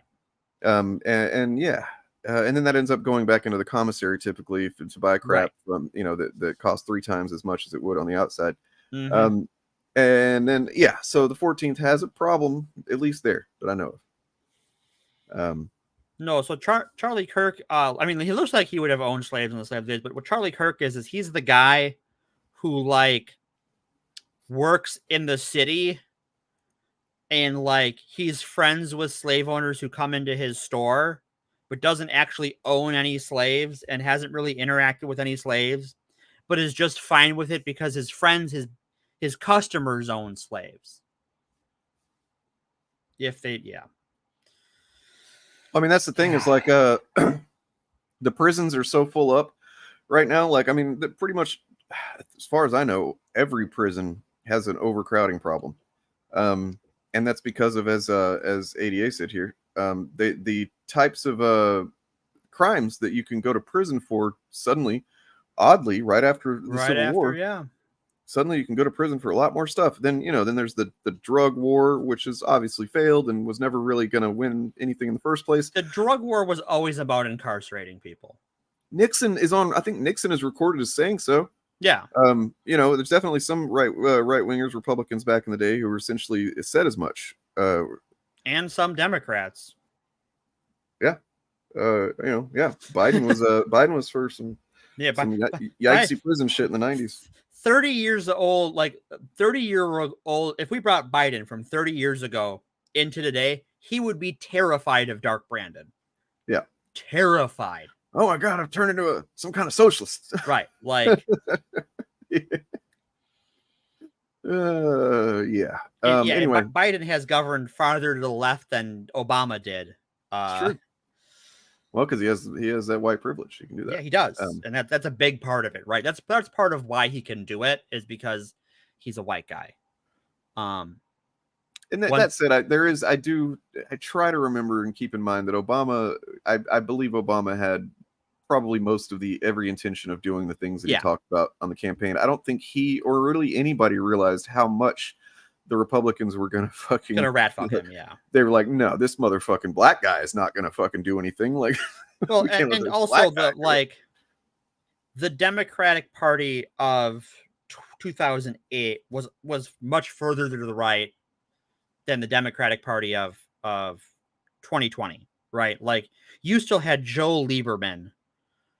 Like, we talk about Joe Manchin today. Joe Manchin's politics haven't really changed in the last 15 years. But like, Joe Lieberman was to the right of Manchin. And you had other Republicans in his sort of personal caucus in the Senate and the House that were to the right of, we think of Joe Manchin as the sort of the most right-wing Democrat. There was even a segment of Democrats that were to the right of him. Mm-hmm. Yeah, that's true. I mean, the types of tragedies, man, they will you can tell, like, they will make you reflect on humanity in general. It's true. Well, most people. But yeah, so the way he just throws Marxism out there. So what is Marxism? We should kind of clarify the difference between these three things. We should a little bit, but I think before we clarify the definitions, we're clarifying them for your sake, because to Charlie Kirk, those three words are interchangeable and they also don't mean anything. Charlie Kirk doesn't think socialism, Marxism, communism means a thing. It is just the word he uses to tell his viewers a thing is bad. Because that's what 100 years of propaganda lets you do.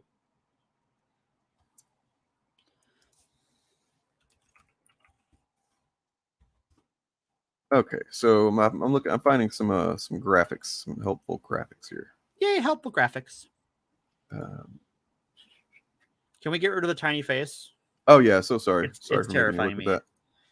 So shout out to the Majority Report for having that clip available for us to use here today. And the good work they do over there.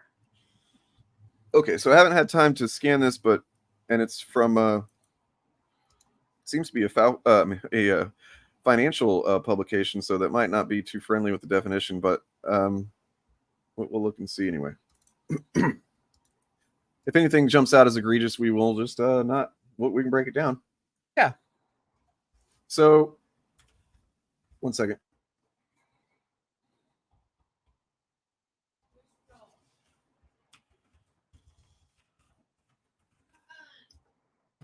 Okay. Marxism, socialism, communism. The three horsemen of the apocalypse. Yeah. Well, you could put Satanism next to it, and it would be the fourth, right? True. Well, then transgenderism, I think, would be the fifth. Oh, these days, yeah, right. Like, it's not a real thing, guys. if anybody ever hear anybody saying transgenderism or transgender ideology, that just means they hate trans people, because like it's not like an ideology or an ism that you know, it's just a thing that exists. Marxism refers to an economic, political, and social doctrine based on the works and philosophies of the 19th century German philosophers Karl Marx and Friedrich Engels, whose works examined the historical effects of capitalism on productivity, economic development, and labor. Okay, so it's just the general philosophies, the social doctrine philosophies. It's I hear it called by even a lot of Lexists like theory, and really I feel like the work of Marx in particular is more hypothetical or more of a hypothesis than a working theory, because like you have to test a theory, and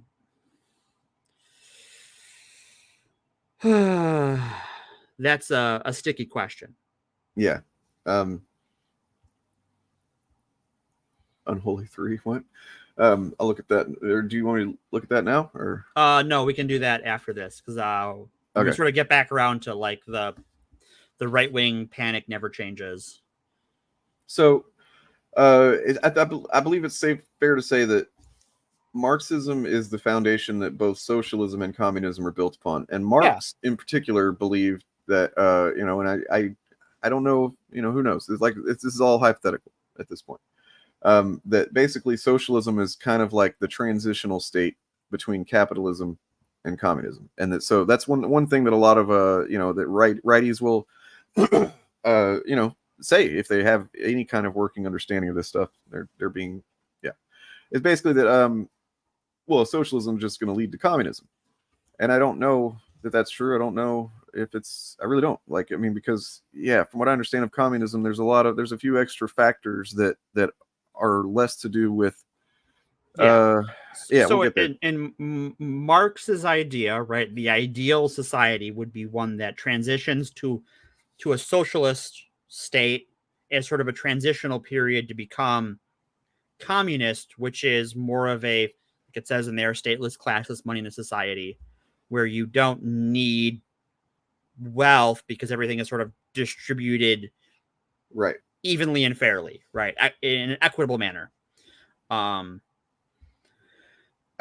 that's sort of why I think of it as more of a hypothesis, because I don't see how in our world you get there in an amount of time that a state lasts on the regular. I mean, that's, you know, well, we'll talk. But okay, let's sorry, I'm getting distracted. We're getting into theory. Socialism refers to an economic and socio-political system that is based on social ownership of the means of production, including natural resources. This means the means of distribution and exchange of products and services are usually handled by a collective body such as a trade. Okay, so in a socialist state, the power is held by the people in the form of unions and collectives and you know, so on. So like, and it seems like with a communist state, it would be the government kind of handling all that, right? Right. You would have but it's a stateless government, right? So like it's what does that mean, right? Like I don't know. Like Das Kapital is a dense book, and the Capitalist Manifesto is a pamphlet, and there's some very interesting ideas, but like it is all very hypothetical.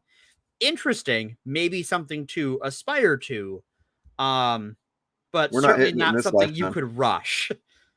Yeah, we're not hitting it in this lifetime for sure. No. And that's one thing that I've, you know, kind of got into it with some communists before. Was just like, I appreciate their optimism and humanity, but they also have like a lot of like weird like nihilism about humanity too. Like it's sort of this like, well, everyone sucks, so we have to do it the hard way, but this will benefit everyone and no one will abuse it. And I'm like, you can't have both those things. Like any system made by people is going to be abusable because people fucking suck. You cannot, and this is like what's his nuts? Vosh was in. I watched a debate with him the other day where he talked about it was about electoralism. It was with a lefty, and the guy was frustratingly naive about like thinking that, oh well, you know, we would just. It's like they think that there are ways that you can solve for every problem before they ever happen, and that's just not a thing that can happen. there's gonna be people. You just have to be the way you solve for that problem is by having constantly informed, educated populace, working class that are looking out for theirs and everyone else's interests, and that that there's no person in a leadership role that can fucking manipulate something or take advantage of it and screw anybody over, because everybody's gonna fucking have their eye on it in a not in like a I'm watching you kind of way, but like in a we all know what the mechanics of the system are. You need a mechanic of accountability, right? Yep. So yeah, you can't solve for every problem. We are humans. Right. We're fucking stupid generally. We're we are still monkeys, right? Like all of us, every one of us is still a primate. Yep. Every single one of us, and we're really what it is that we're better at talking, right? We developed language, and language is the greatest tool and power of humanity, because it allows us to transfer information to fellow humans in a way that other animals cannot, and allows that transfer of knowledge is what allows us to build civilizations, and that is why controlling language is so important to assholes. Well, Julia, it's important to keep understanding of this like realistic. We're not saying utopia. I'm not saying. No, utopia. I'm not saying utopia, but I do want to address that the drugs part of that. Like, so I think drugs will still be a thing. I think how our civilization treats drugs will be different. Yeah, and the same thing with the second question. Yeah. Little bit. Sorry, it will not be a utopia, because utopias technically really just can't exist. Really yeah, like even in like the original idea of what a utopia is necessarily a fantasy. Yep. It's yeah. So when we're talking about this, we're just talking about a system that works. In theory, right. At least, and it's like there's no real, not a lot of, there's definitely, you can look at the Scandinavian countries, and there's some other countries that have done, a very democratic socialist kind of a system that nobody, you don't really have, I guess you probably have some homeless people over there, but right. people still, you get money, you get food, you get healthcare, if like technically here, if I was on the street here in Portland because of Oregon's healthcare plan, like I could still go to the doctor if I didn't have a job, and and that's pretty cool. It just sucks that I could possibly be on the street at all. Right, exactly, because like if any of you have ever had the displeasure of living on the street for any amount of time, it fucking sucks. Everything that you take for granted in your day, you don't have anymore. Yeah. Where do you go when you want some private time? Where do you go to clean yourself? Where do you go to eat? How do you get food? How, if you were to lose your job? Because a lot of people who are homeless work, and people think that, homeless people don't do anything. No, most of our homeless population in cities have jobs. True. But also, even if they don't, and this is a bias I had to work through. Yeah, even if they don't, was like, how do you get one? Well, yeah, how do you get one? But also, if somebody's not working, if somebody's like just, kind of bumming around, so to speak, like they deserve to not be treated like shit. They deserve to not starve, right? And be miserable, like and that's kind of what the difference is. It's like this: the right wing has done a very fucking excellent job of dulling the empathy and compassion for other human beings, and not only that, but then like replacing it with this malice for people that you have to you can't. It's hard to replace malice with apathy, right? Or hard to replace empathy with apathy. Yeah, because if someone is suffering, if I'm apathetic to your suffering in like a theoretical way, but I see you suffering in my face, right? Like I see you on the street suffering. There's a biological mechanism that's going to kick in. You as a human, as a social animal, have a biological response to that. It's like hearing a baby crying, even though you don't fucking like babies or something. It's still just be like, man, what's wrong with the baby? What's wrong with the baby, right? Like, but it is social conditioning that has changed that in so many people to change that empathy towards aversion or malice, where, you know, it's their own fault. Why are they in my way?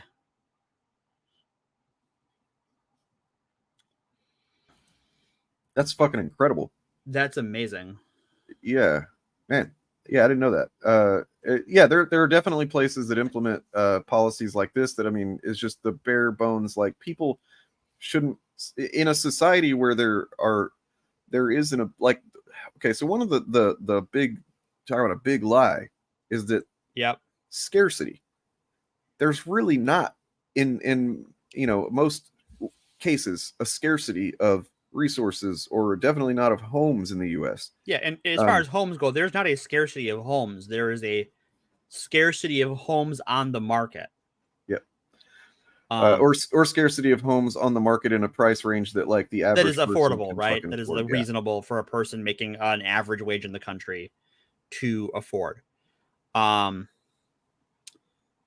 will say the one thing that a lot of parts of the country don't have a plentiful resource of is water. Water is going to become an increasingly scarce resource in this country. True, especially on the West Coast and shit. On the West Coast, in the Great Plains, even in areas of states that you think would have access to water that are between watersheds. So, like, if you think about, like, Wisconsin, right? Well, it's on the Great Lakes and it's between them, and it's on the Mississippi, so it should have plenty of water. But how the water table is that sort of in the middle of the state, there's areas that just their water table drains faster than it refills, and that's only going to get worse over time. Then you add into that the just it's on its way. It's gonna hit. When it fucking hits, it's gonna hit us so fucking hard. We will never stop reeling from it. But the climate refugee crisis that's already hit Europe to a degree. It's already hit us to a degree. Yeah, it's gonna be so. It's gonna get worse. Oh God, yeah, that's that kind of stuff. These compound each other too. All of these problems that are arising from different, you know, points and different systems and reasons to, you know, of course, ultimately the same reason, capitalism. But it's gonna become a confluence of things that are happening and you know, playing off of each other and making each one of them worse and creating new fucking problems that are gonna just be, we can't even think of them yet. Yeah. It's yeah. All right, so I did want to yeah, go ahead. Sorry. Go ahead. You got something. Well, I was gonna say, what about this? I mean, it depends on, you know, because yeah, there's probably people that say that. I mean, I know there are. I've talked to some. I guess I would say that if somebody's, you don't want to take somebody's fucking agency from them. If that's what they want, they should still have access to a place to go clean themselves and get food and money. Yep. But also, I think that sometimes this is the type of thing that people will say because it's just that it's kind of, honestly, to be a dick, it's kind of a cope. For some people, probably is, right. It's like they've tried everything, or everything has failed them, or whatever's happened that's gotten them to this situation. It's like it's almost like freeing to just say, I fucking choose this, you know, than it is to feel like a victim anymore. You know, a victim of a system that the system is built around you to tell you that you're actually at fault. Right. And even though in your fucking heart you feel like, I don't know, I did everything I was supposed to do, which a lot of people have and still end up fucked. You know, they got the job, they went to college, they, you know, of course, college debts and a whole nother thing. And like, and then the system still fails them. It's like some people just will kind of just, I imagine, turn to this as like their position on it, so that they don't. Yeah. That's the other thing with the clean shelters, right? Like, a lot of shelters won't take addicts. They won't take people with kids, or they'll try and separate them, especially religiously run shelters will try to separate families, will definitely try to remove queer people. There's an organization in town that is a queer shelter, specifically because we have a lot of religious shelters in the Milwaukee area, and if you're queer and on the streets, it's double trouble, right? You know, and then matter of fact, today I was in the car with my girlfriend, and she was looking over across me at something downtown here, and I was like, what was that? And it was a big mural ad on the wall of a building that she was looking at that was like, she was like, I'm just looking at the people not to vote for. And I was like, oh. And it was like some fucking, I guess, Republicans, or maybe they were Democrats. They're just, there are plenty of running like on the right. anti-poverty Democrats. But they were like, they were like the tent cities have sprung up everywhere, and like, and also they're encouraging drug addiction. And I'm like, let me guess, encouraging drug addiction means that they're providing safe injection sites or something, right? Right. Yeah. You know, and that's how they frame this stuff. It's like, right. Dude, Yeah. they're literally safe injection sites are a humanitarian mission, and anyone who is against safe injection sites needs to get hit in the face. Like because look, there are problems. Like Portland, it has its problems for sure. And like, you know, I remember the first time that I when I first moved here and was walking around downtown at one point, and you know, I've been around some drugs in my day. I've never been around any intravenous drugs before. Yeah. You know, like I've never had them offered, never knew of anybody around me that was doing them or anything. But for my first time walking around downtown Portland, I saw a fucking hypodermic needle on the ground in the park.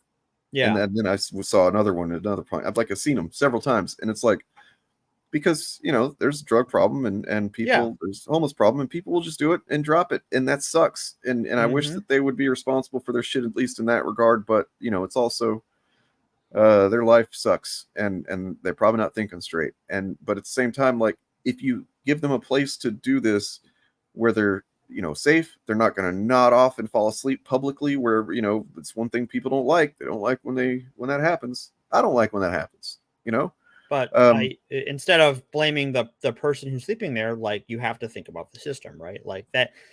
And that's what it boils down to. That's what it all boils down to, folks, is the difference between. Yeah. Sorry, I would just go ahead. I'm sorry. I have a thought I want to get to after that, but I'm sorry for interrupting you. It's okay. The difference between me and you, not me and you, but like you, all of us, if you're generally on board vibing with this conversation at this point, and then the people who are probably watching and can't comment because they haven't been subscribed a week, or will watch in the future or whatever, and are just like, oh, this fucking socialist, is that we understand systems and also empathy, but we understand systems, and they understand anecdotes. Right. And that's why you will always see them provide an anecdote for something like, you know, when Jon Stewart fucking just filleted that guy about guns, that was that, I guess, you know, and he was like, well, what about, and he's giving him statistics. Jon Stewart's giving him the fucking numbers of how often they don't know what to do. And this guy's like, well, what about the woman in blah blah blah blah? And he's like, that's an anecdote, you know. And it's like, that's what they do nonstop. They will point to one specific thing that has happened that it is not representative of anything substantial to the fucking 600 million people in the country or whatever. 300 million. 300. Okay. It's not representative of that. It's literally just an isolated thing.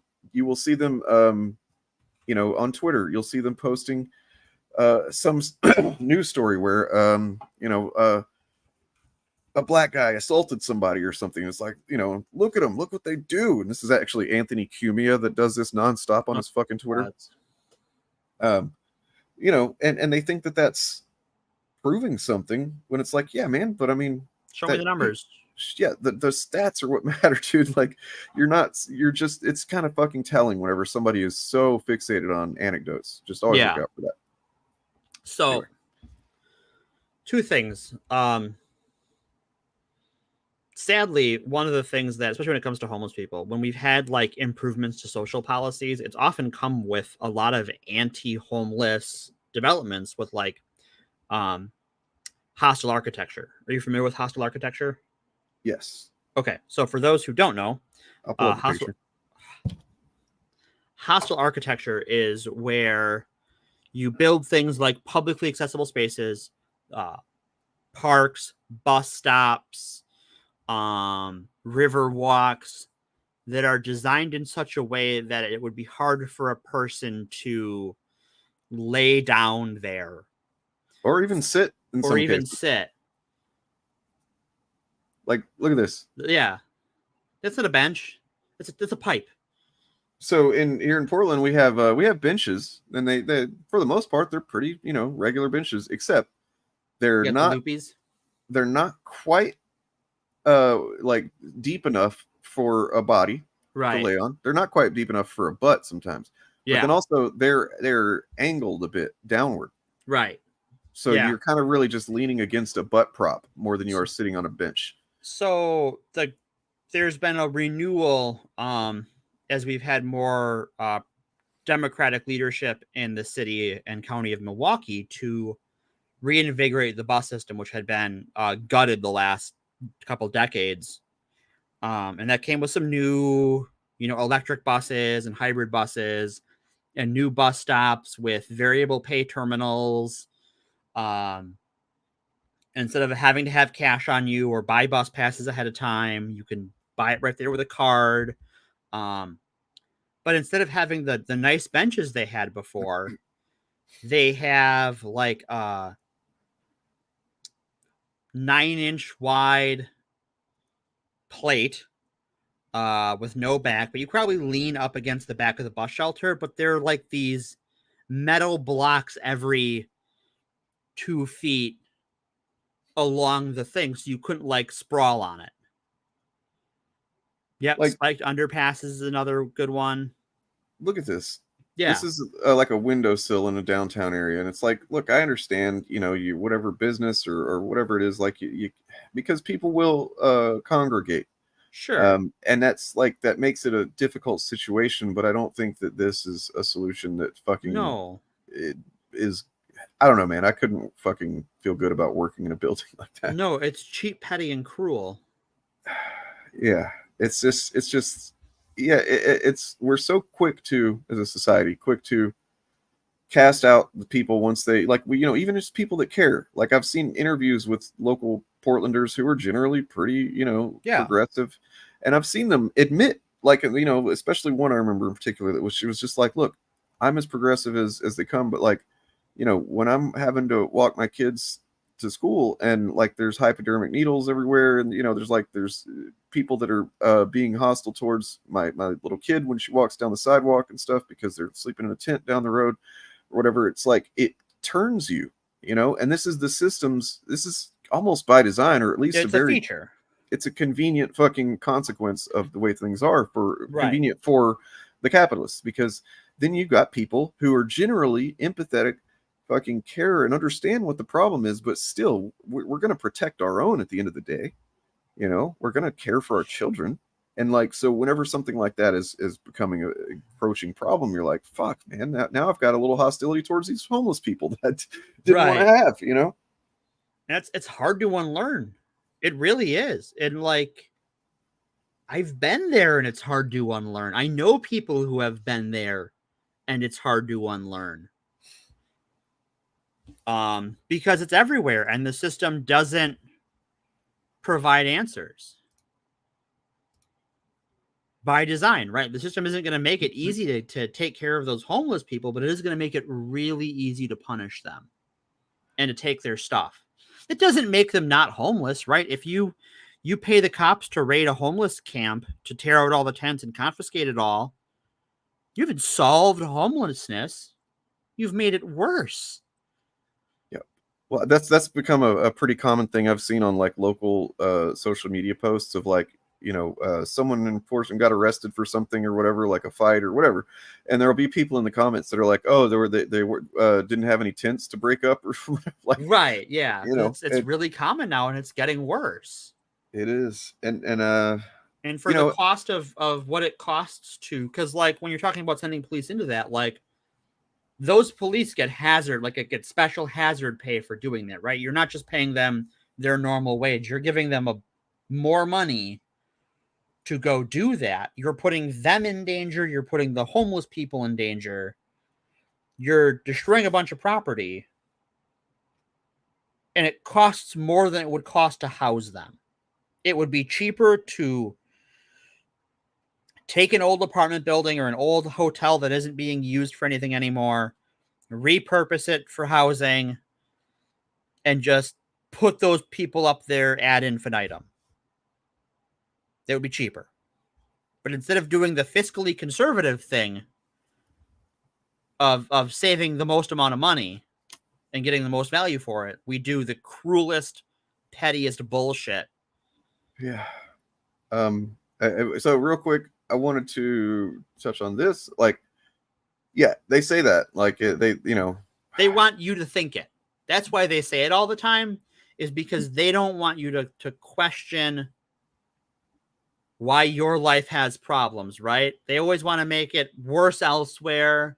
Meanwhile, and your neighbor is worse than you because they're black, and your brother is worse than you because he's gay. Well, meanwhile, I was trying to get to this. Like, you know how if you ever traveled abroad, you know, if you're going to a country that might have some yikesy laws on certain things, that like there will be a travel warning about that type of thing. We now have those in Canada about us. Yep. Regarding LGBTQ laws that have been passed. Some European country had a warning a few years ago because of our healthcare costs. Because if you get hurt here, right, if you're traveling from abroad and they're not going to accept your state insurance from whatever country you're from, they're going to still try and send you a bill. And that bill is going to be large. I'd want to know who the fuck wrote that, to be honest with you. I'd want to know what the motive was behind, you know, putting that out there. I mean, okay, so like I'm sure you could say that by saying like, okay, well, the area is zoned for commercial buildings. Right. And it doesn't have the right plumbing for living spaces. Right. But you can change those laws. Because those laws, like even if it's zoned commercial, it has to meet commercial plumbing standards. What that still means is there's so many bathrooms per square foot. There's so many fire escapes per square foot. And those are lower than residential standards, but you could just pass a law as part of converting them to be like, okay, well, here is how we are going to address those needs. Where, yeah, it's going to be communal showers. But having been in a position where the shower I got was the gym I worked at, that's a communal shower, and it was better than not showering. True. I got another clip I want to get to, and then we'll get back to it. But Sure. So this is another one from I'm a Virgo. This is part 1 of 2 clips here.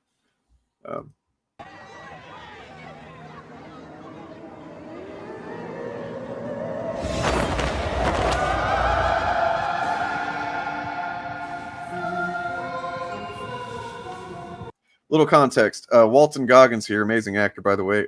He plays in the show a character called the Hero. He is basically a superhero, who spends a lot of time busting up, people that are protesting or whatever. Like, he's very obviously, he's kind of, but he believes he's doing the right thing. He believes he's working for good, and he generally isn't a terrible guy, but he does, he's. Yeah, so this is toward the end whenever she's trying to explain to him why what he's doing is actually making the problem worse. Right.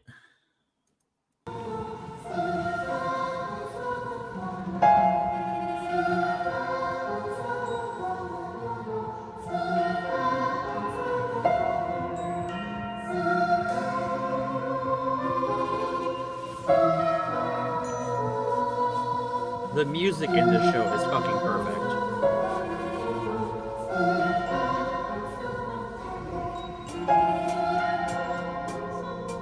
Capitalism must have unemployment to exist.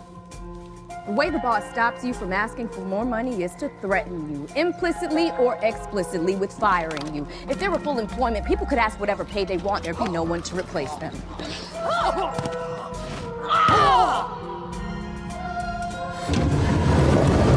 Publications like the Wall Street Journal and Financial Times openly worry when the unemployment rate goes too low because wages go up, profit and stock values go down. Capitalism must have an army of unemployed workers in order to exist. And what do you have when you have an army of unemployed workers? You have an army of unemployed workers who want to eat. And humans are not going to let themselves just starve. So they get involved in illegal business. You're leaving out assault, murder. All business, legal and illegal, uses violence to regulate itself. Huh. Run! Run! If you try to run out of the grocery store with a cart full of groceries, either you're gonna get away with it, or someone's gonna physically stop you. Whether it's the security or the police.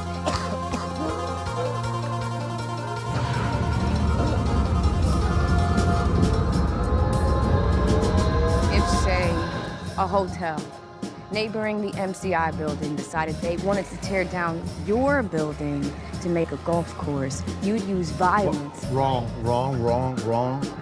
This is where the law steps in to make things civilized. I have a deed showing my ownership. Right. So you show the deed.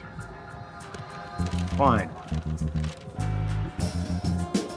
The only reason that piece of paper is worth anything is because it implies that men with guns are gonna come to physically enforce the words written on it. Those men with guns are called police. The paper is a placeholder for the violence.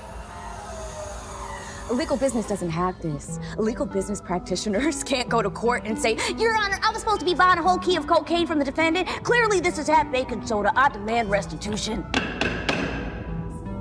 I've never seen this cocaine before in my life. They can't go to the zoning commission and say that neighborhood is only zoned for 2 heroin vendors unless that guy has a special emergency permit or wants to limit himself to cocaine.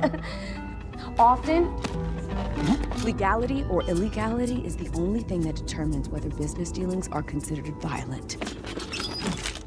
You're gonna need this. Yeah. Shit. That looks really good. It's fucking good. I mean, I honestly feel bad kind of showing these parts of it because it's literally only 3 segments in the whole like 8 or 9 episodes or whatever. And I mean, but the show overall is great. It's got a lot to say. Yeah. But I just feel like these are important messages. Like I told Willows, who we watched it and said I should check it out first because they know I like Sorry to Bother You. Okay. This seems like right up their alley. Yeah. And you know, and I finally started watching it, and you know, when I got done, I was like, oh, it's great. Or they're like, how was it? And I was like, it's, you know, honestly, it's a ridiculous show that is very important, and not enough people will see it. Right. Because it's definitely got some ridiculous shit, as Boots Riley seems to be all about that, and I love it. But like, yeah, like there's almost a whole episode is dedicated to showing how the 13-foot dude has sex with his regular sized girlfriend. So it's ridiculous. I mean, not as ridiculous as like in Sorry to Bother You. There's literal like horsemen with big horse dongs flapping around. That it's a whole thing. All right then. Yeah, Boots Riley. Fuck yeah. Nonetheless, you know, and that's kind of, it kind of peels back the you know, the layers a bit and shows you that this system is look, I'm not saying that it didn't have its value at one point. You know, I think that probably capitalism was necessary. It's just that all things, all systems eventually have to be either you know, kind of reformed or changed completely. Right. Well, you know, it's like, is capitalism a more free and fair system than feudalism? Monarchism or mercantilism? Yeah, sure. Yep. Did it get to the same place as those systems? Yeah, sure. And that means it has to be adjusted.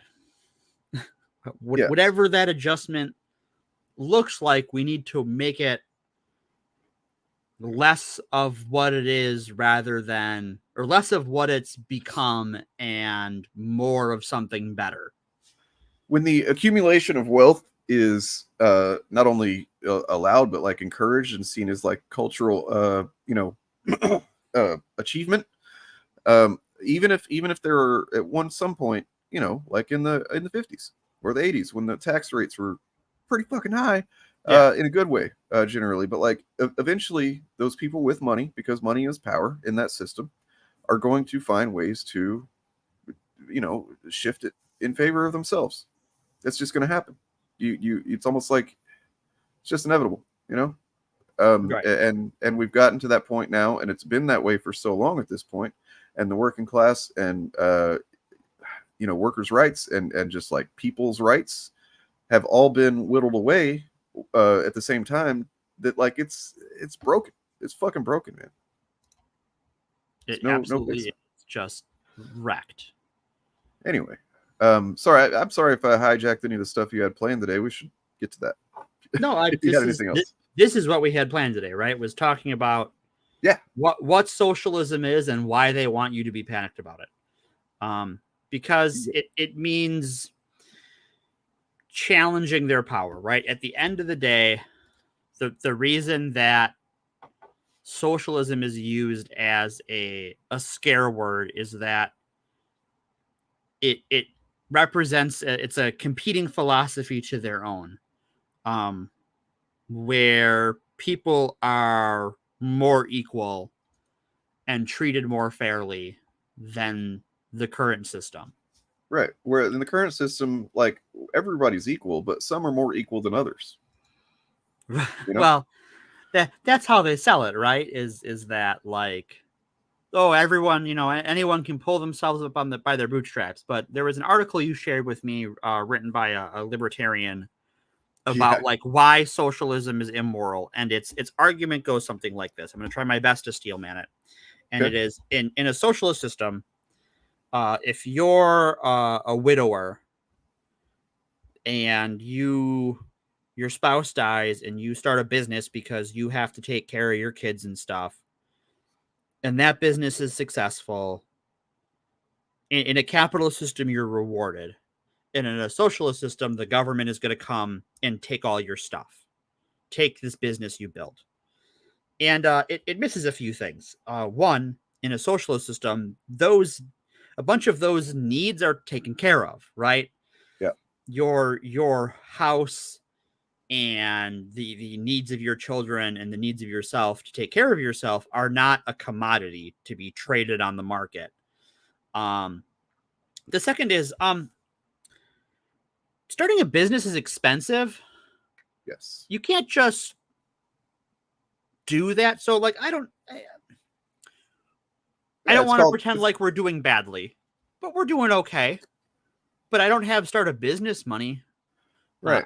I can't just quit my job and start a business. I would have to go to an institution called a bank and convince them to give me the money. And so like part of their argument was that in a socialist system, if you wanted to start a business, you would have to go to the government and convince them to let you start a business. And that may or may not be true depending on your flavor of socialism. Right. But in our system, you already have to do that. It's just not at the government. It's a bank. Yep. Yeah, but I mean that's kind of goes hand in hand with why they've been convinced to fucking hate government. The idea of it, except for when it works in their favor. Except when it works in their favor, right? Because they hate bankers, because we need to come back around to that. But they love banks. They hate government, but they love subsidies. Yeah, and they like government enforcing things like whether a teacher can mention their spouse or not. Right. The type of shit. Or our public libraries allowing children to read books that have something in them they don't understand or agree with. They love the imagery of being free, but they hate freedom. Yeah, this is vague gesturing to freedom. Right, because if you love freedom, why do you have to invent a reason to hate me? Right. Yep. because I should be able to be free to be who I am. We shouldn't have to stigmatize anything, right? Race, gender, sex, mental ability, what have you. But if you make up a reason, well, that's a lot easier.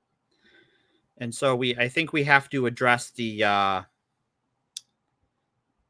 cultural Marxism in the room. Lucifer? No, McLeod mentioned it earlier, I believe. Yeah, let me pull up the original term here for that. Yep. Because I think now we have to talk about cultural Marxism. A thing that is also not socialism. Yeah, right. But I mean, it's got that word in there, and then it's got that word in it. So, cultural Marxism is a relatively newish, kind of a term that's been passed. I mean, I definitely heard it the first several times from Jordan Peterson, and then he was the big pusher of this moral panic, and we're gonna have to cover him, like mentioned earlier, in its own thing. But he probably has like 3 episodes worth of stuff we could do. Probably just in the Bill C-16 stuff, and then So, but originally it was not cultural Marxism; it was cultural Bolshevism. Mm-hmm. And cultural Bolshevism was sometimes referred to as art Bolshevism, music Bolshevism, or sexual Bolshevism. It was a widely used by the state-sponsored critics in Nazi Germany to denounce secularists, modernists, and progressive cultural movements. So, in a way, you might say, so when you think about DeSantis having to define woke legally, or his legal team defining it in court when they were trying to pass their laws. So in the definition they ended up with, and this is just, paraphrasing, but it's accurate, okay, is if you believe that expressing the belief that there are any systemic problems or inherent problems in the U.S. that could be improved upon, that have any kind of effect on people, for any kind of, basically anything progressive, and like it's this, except this is about more like culture and, but it's the same idea. It's this, these people are trying to fucking limit even the discussion of progressive ideas, even the most milquetoast progressive ideas, by calling it, cultural Bolshevism, cultural Marxism, woke, SJW, virtue signaling, pandering, like just all these fucking buzzwords mean essentially the same thing, and that they're thought terminating cliches to shut down people that want to make a fucking better society for everybody. I will say the one thing that is a lot more insidious about the cultural Bolshevism and its morph into cultural Marxism as a term is this is founded in anti-Semitism. Yes. And the underlying, when you cut through the history and the language, this is about accusing Jews of trying to corrupt culture. That's the when you peel all of the rhetoric away, that is the underlying point. Step Back History has an amazing fucking breakdown of all this stuff that I watched a while back. I actually, you know what I have that I can. I'm gonna do this. I haven't shared this, I don't think, publicly. Maybe I have, but I made a document a while back that's basically, if you hear me or us on this channel generally or anywhere talking about like the right and their efforts to essentially what we're talking about right now, and you're like, I kind of intuit that that's what's happening, but I don't know much about it or something like that. I've made a document that is essentially a timeline of links that you can go to one by one. And only a couple of them are actually minor initiative videos. Most of them are not. But can break all this down. It starts here. I'll show you. Get it. But yeah, sorry, you can go ahead and continue on about that was, it's when you hear, so like, this is how, one of those, like, all modern conspiracies just, they roll downhill into anti-Semitism seems to be the historic trend, and the modern even some of the modern trans panic, when you get past, you talk to the people pushing it, and you go, what caused X? What? Okay, so wokeness. Who is doing the wokeness? They're eventually gonna get to some form of cultural Marxism, and they're gonna blame the Jews. Is what it comes down to. You dig deep enough into these things, and pretty much every time, maybe the person that's expressing it probably doesn't have any like specific anti-Semitic thoughts or something like that. If they're just, I would say that most people who spread that conspiracy theory aren't even aware of it in any like higher order thinking kind of way. Yeah.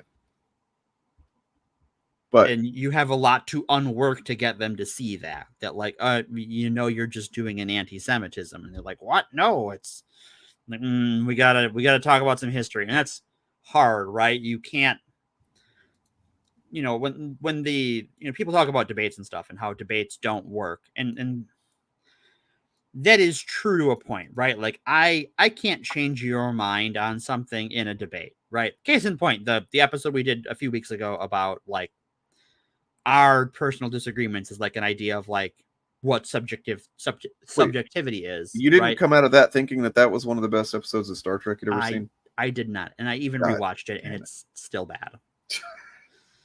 To me, right? Like I still don't like it. Cultural Bolshevism, cultural Marxism. Right, exactly. So you can't just change someone's mind terribly often in a debate with them, especially in a public forum, because that person is an advocate for that ideology or that philosophy.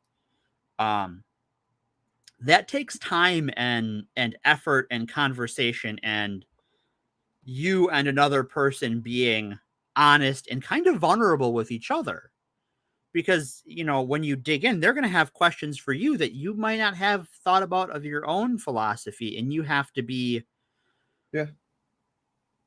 comfortable with the discomfort and learn to examine your own philosophies. Like the same thing is something I've had to face, this type of question, with just making this content for almost fucking 4 years, for long. Now and then the question arises, whether from someone else or just within myself, where it's like, is this even accomplishing anything?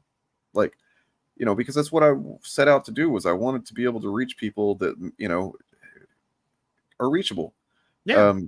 And I was pretty naive at first, that like, all I got to do is say the facts, and people will change their mind. That's pretty silly. That's very optimistic of you, Dane. The vast majority of any chud or whatever that, watches my content is I'm not going to move them on anything. But now and then, and I cherish every one of these. So if you're one of these people, please, send me an email if you don't want to do it in a public comment or whatever. Someone tells me that, basically that it was my content that caused them to go, wait a second. Oh yeah, something felt weird about that. So it's like, it really is, someone has to be at the right point in their journey, whether it's, they're on their way down that pipeline, or they've been in it for a while and started to kind of smell the bullshit, whatever it is. I've heard from all types that, like, someone has to be willing to accept new information and not just completely ideologically walled off. Yeah. By this propaganda. One of my closest friends was a big Jordan Peterson fan, and it took him years to work his way out of that. And I could have just cut him off, right? Like, I could have just been, now we're fucking done. But I knew him, and I believed in him, and went, I think you've been misled. And over time, he realized, shit, I'm wrong. And the people he's agree with and the people he's boosting are saying a lot of things I'm not comfortable with. But it took him years to realize that. And one of the things that helped is that I had the privilege that he, at the time, didn't know that I was gender fluid. And I feel like that I had the privilege of being straight passing and cis passing. But also that I was a friend, and that he trusted me enough to be vulnerable with me and admit when things were not making sense, and to be comfortable questioning my beliefs so I could explain them. So it's not a privilege everyone has all the time. But if you have it and you get the opportunity to use it, you might save lives. Because since he's let that stuff go, his life is turned around in a lot of positive ways. So yeah, and I mean that goes the same for me. I'd never was into this type of content, but I was definitely not as into enriching content, and wasn't as into trying to understand the world around me more. I was for a while I was withdrawing deeper into myself, and you look for answers in fucking shitty places whenever you kind of close yourself off like that. And anyway, so this document starts off, so you just realized we've got a bit of a fascism problem. And there's a Wonkat article, everything Republicans are mad about is entirely imaginary. And generally true. And then from there it kind of blows up outward and kind of gives you the overview. If this step back history video, where he literally goes through the history of woke, and he traces it to the cultural Marxism and Bolshevism, and it's all on that same timeline, that same arc through history that leads back to the good old JQ. And then from there, you can learn about the history of far right populism, from the John Birch Society to Trumpism. And then Christian fascism is here right now. After Roe, can we finally see it? And then, so now you've got a general idea of the events leading up to today.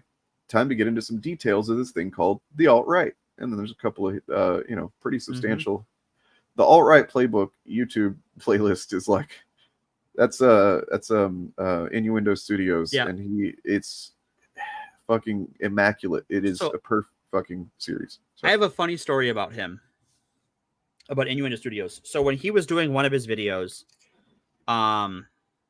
he fielded questions. There was he was looking for why a right-wing philosophy was the way it was.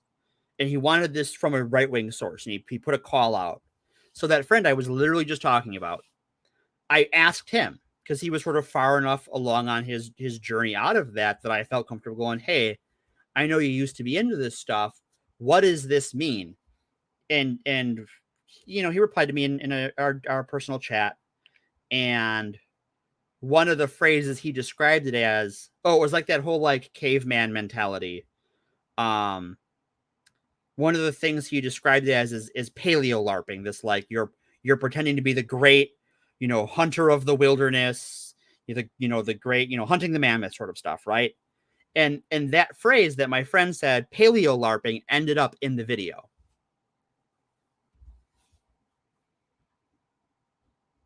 So that's my 2 degrees of separation from Innuendo Studios. You should all be very impressed. I'm kidding. So yeah, if anybody wants this link, just let me know. If you're in the Discord, I will make sure I have a place where that lives. Yeah, pop that in the Discord, because I'd like to take a look at some of that, because I haven't read all of it for sure. I've seen some of it before, but there's a lot out there. I mean, this is generally kind of just building out how I have approached this stuff and what I've learned as well. So yeah, there's Psychology Today article on fandom and toxicity. Then there's these 2 videos by some asshole made these. Actually, a few assholes made this one. Oh God, it's The Initiative. Oh, those guys, The Initiative. Wait, the Fandom Initiative? Yeah. Oh yeah, I heard one of them called somebody a chunky monkey. Oh yeah, I heard that they abused one of their members and told him to shut up all the time. Yeah, well, maybe he needs to shut up. I mean,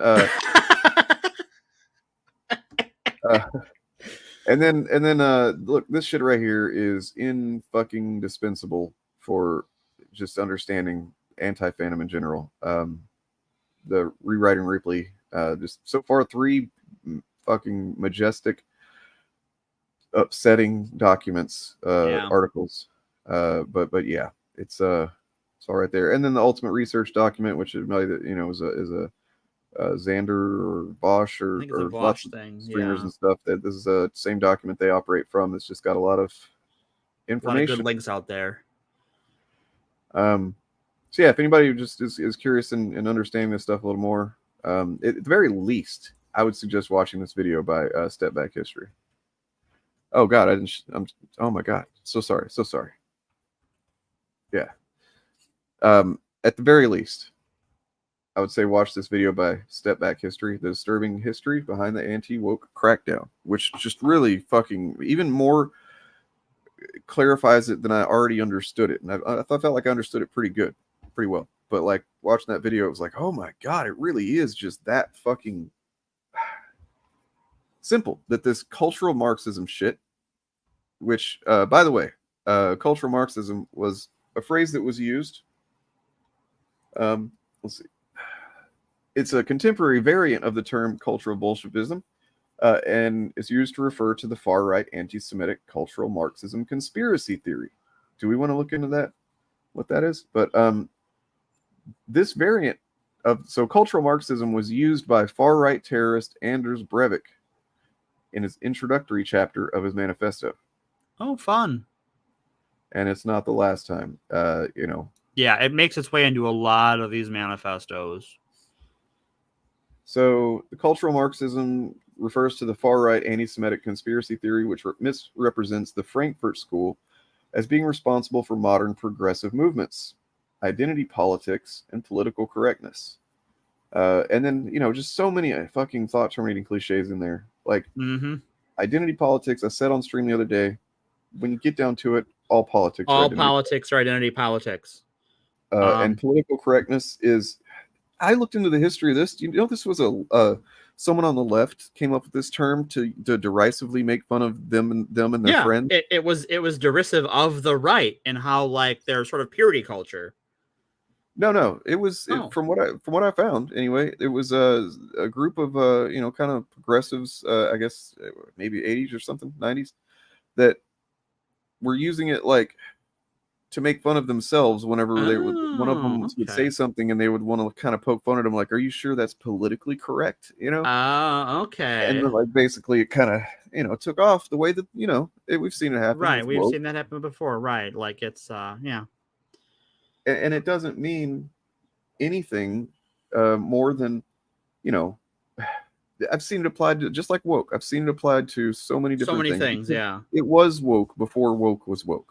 Right, absolutely. Like it's one of those things that like the people who rail against political correctness these days, or in the last 20 or so years, they have a version of political correctness they want to enforce, right? Like that's why they're banning books, right? That's a physical manifestation of like controlling political speech, right? Is you can't show a book, you can't put it on display. It's not even just like the book can exist in space. It has to be removed from space and put into the vacuum of space and destroyed.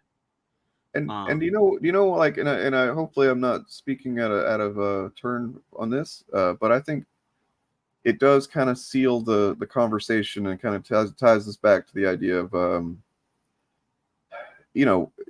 lot of what we touched on as far as like giving a shit about other people, and how if enough people give a shit about people generally, it will not be good for the bottom line of some rich people. And so the reason I think that there's so much hate and propaganda being pushed at trans people in particular, if you ever heard the phrase a society is judged by how it treats its most vulnerable members. Yep.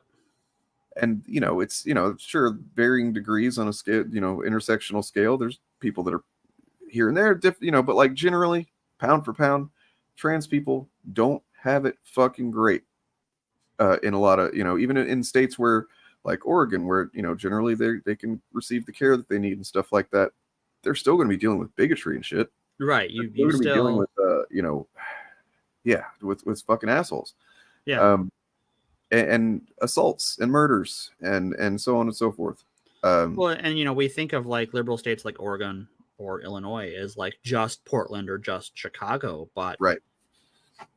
There are people from all over the not just the state but the world crossing through, and the city isn't particularly concerned about the safety of one trans person versus policing and protecting their community from violence. So what they're really afraid of, in my opinion, and yeah, of course there's real genuine hate in there too, but like as far as like the rich people that like probably many of them don't actually give a fuck, you know, they only give a fuck insofar as that if the majority of people, just your average people, come to care about the plight of trans people or immigrants, so and like all of these people that generally, you know, they don't get talked about as their needs aren't Pick you know, your vulnerable group. right. If enough people care about them, we're essentially fucking on our way to socialism. Right. You know, the higher value empathy is in a society, the less good it is for them, because their whole existence is predicated on making us not just not empathetic, but actively fearful of the people around us, right? Like, I don't want to be afraid of a transphobe at work, but I have to be because he's been made afraid of me. I don't want to be afraid that I'm gonna fucking have to go to prison for beating the shit out of a transphobe if I encounter one. Right. But I know myself, and I might, you know. But and that's just one example, right? Like I don't think most people who are worried about immigration think that what Texas is doing right now in the Rio Grande is good, but I think they've been conditioned to see it as necessary to a problem they genuinely have been convinced exists, right? It's, you know, their information is controlled in such a way that they are told this is a problem. And even if they go, that's a person dying there, that sacrifice is one they are willing to make. Yep.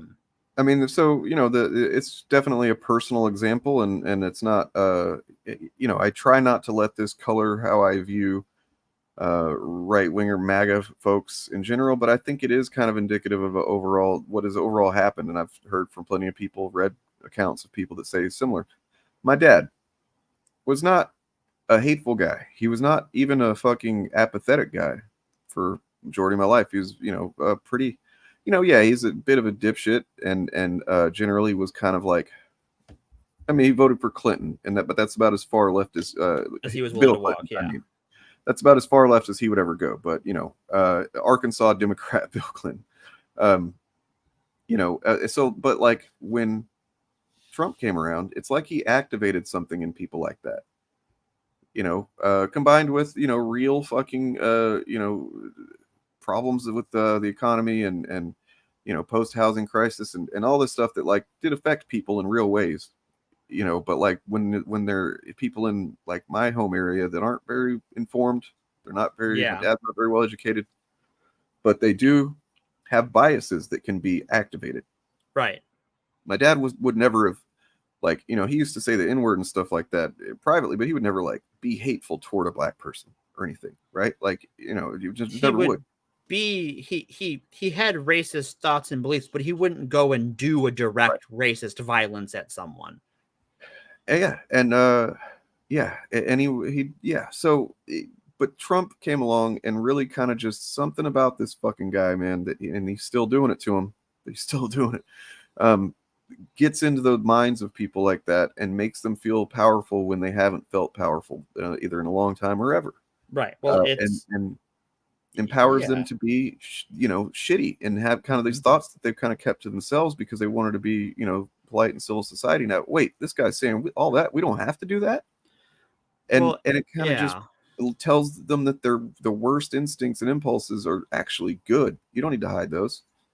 You look at this post I shared on Twitter with this lady that went into a Starbucks in her MAGA hat and shit and a she's got blackface, just brown shit just caked on her face.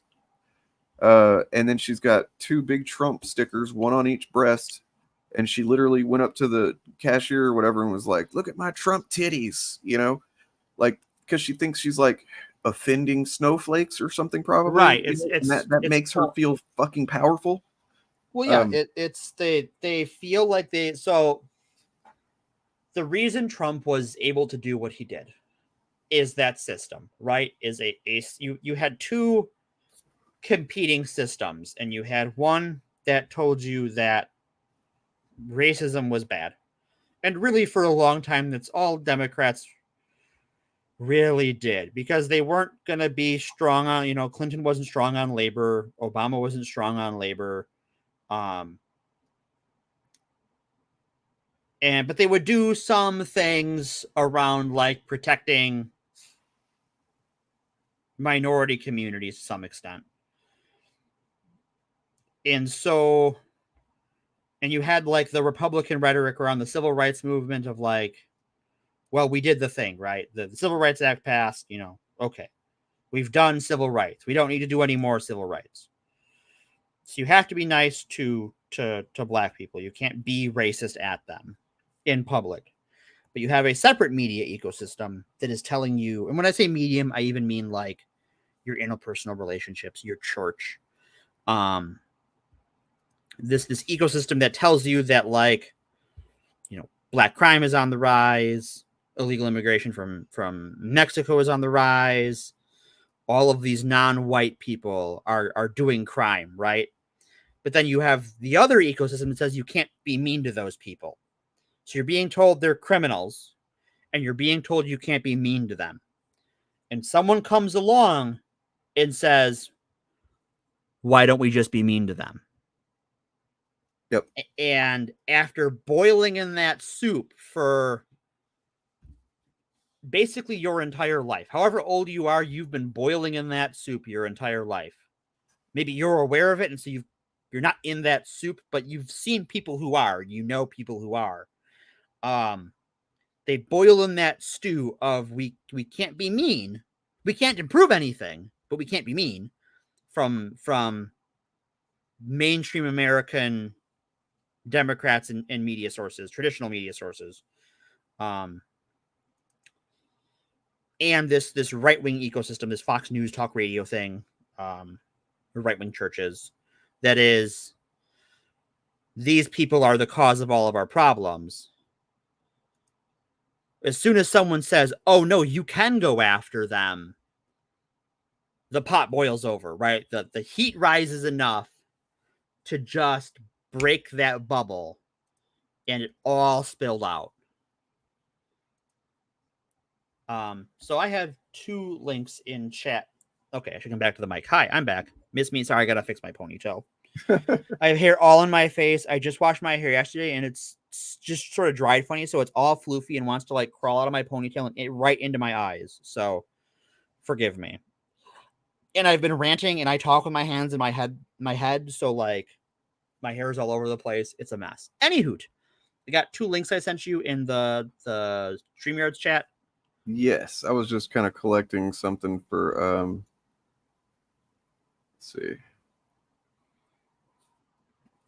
So if you got anything you want to show, I want to show these towards the end, because we're coming up on 3 hours. So I figure it's a good time to. Sorry. No, okay. Good. Yeah, that's I don't have anything else to look at except for maybe I was going to put together a quick graphic, but I'll do that while this is playing. Okay. Which one first? We'll do the picture first. Okay. Oh. Yeah, the fluoridated water thing is because I got some embarrassing something to tell you about Portland. Oh boy. All right. So here is I had the date of when this was from. Well, okay, you could tell because it is yeah. Yeah, it looks like either 1955 or 1935. So okay. I found this researching for this episode. And this is a propaganda ad warning against, clean water, the polio vaccine, and mental health care. It must be 1955 because 1946 is a date in the thing. Mental hygiene is crazy. Fucking that's and this is all of the same.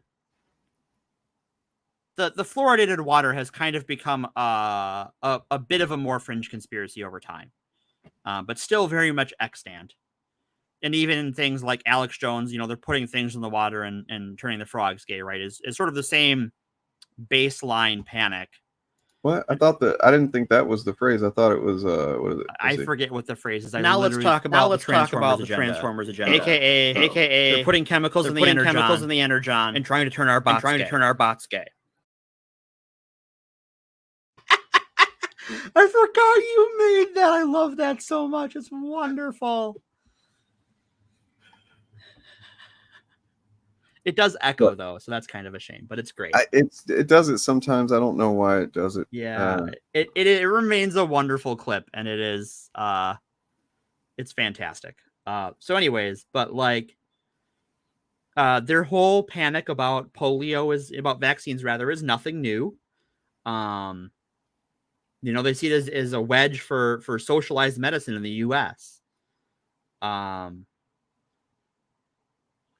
They see mental health care as turning free people into zombies. All of the panic around, getting medicine to like ADHD people who need it. It's all that same sort of talking point. Yeah. So like, and this is, from the 50s. This is not a recent panic. It's just, the modern, it's the remaster, right? What we're seeing now, with the anti-vax movement on the right, and the anti-healthcare movement this is just the HD 4K remaster of some old ass panics. Yep, they're just recycling it. That's all it is. It's nothing new, right? Like it's so when you read these things and like people genuinely believe it, it might be helpful to go like, do you know how old like panicking about vaccines is? How panicking about mental health is? It's like, oh, okay. Well, this is you are part of a proud tradition of conspiracy theorists who are wrong historically, right? Like, so I just wanted to put together a quick thing. I'm not able to put it together a more comprehensive thing, but I did just to kind of make a point. Sure. About the people that these are the alphas and the sigmas that they're not cucked. They're strong. We are weak. We're the snowflakes and so on and so forth. I wish I had more time. I'll do one to show later on or tweet it or I'm sorry, BlueSky it or whatever. I'm sorry, they call it Skeets. On BlueSky. Yep, it's Skeet, and I don't know what I feel about Skeet. I kind of like it. I kind of like it too. If BlueSky doesn't want that to be the thing, then I definitely like it. Right? Like if they're like, no, please don't call it Skeets, then I'm fucking calling. I'm double in, right? We're double in. But like, so these are the people that. Oh my god. Oh my, yeah.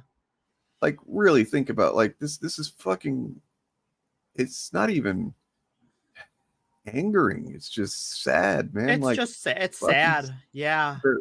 I feel bad for these people. We have to fight them every step of the way, but I have the empathy for them that they've been so misled and driven down this path that ruins their life. All right. What else we got? Okay, so you mentioned Sigma males, and it reminded me of something. So the last link is a picture I would like you to put on the stream. You all know it. This is what a real Sigma male looks like. If you get the reference, you get it. I do not, but I'll get you to explain it off stream. Okay. don't want to give a freebie to the audience. Yeah, you gotta look it up. Gotta do your research. So yeah, And I think we are pretty much ready to wrap up. I think we've made our point. Well, I had something I just came across. Sure. Sometimes the internet, it's okay. You know, It's still all right. you have Sometimes. moments. So like right here. Hold on, let me get it properly framed. So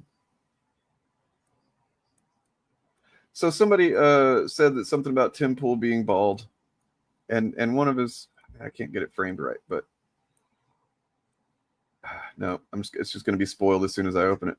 But somebody said something, I guess it was on the 28th, about Tim Pool being bald, and one of his fucking weird defenders fucking immediately, ran to, he's like, Tim isn't even that bald. LMAO. Nice lie, though. Oh. And then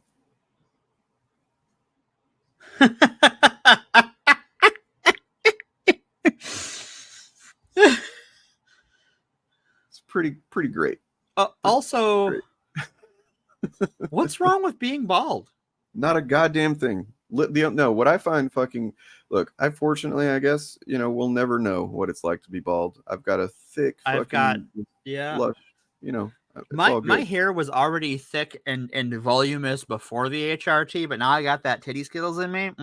My hair is great. However, I did shave my head down to, pretty much just stubble for several years, and I enjoyed it. It was really nice not to have to worry about hair all the time, especially my thick hair.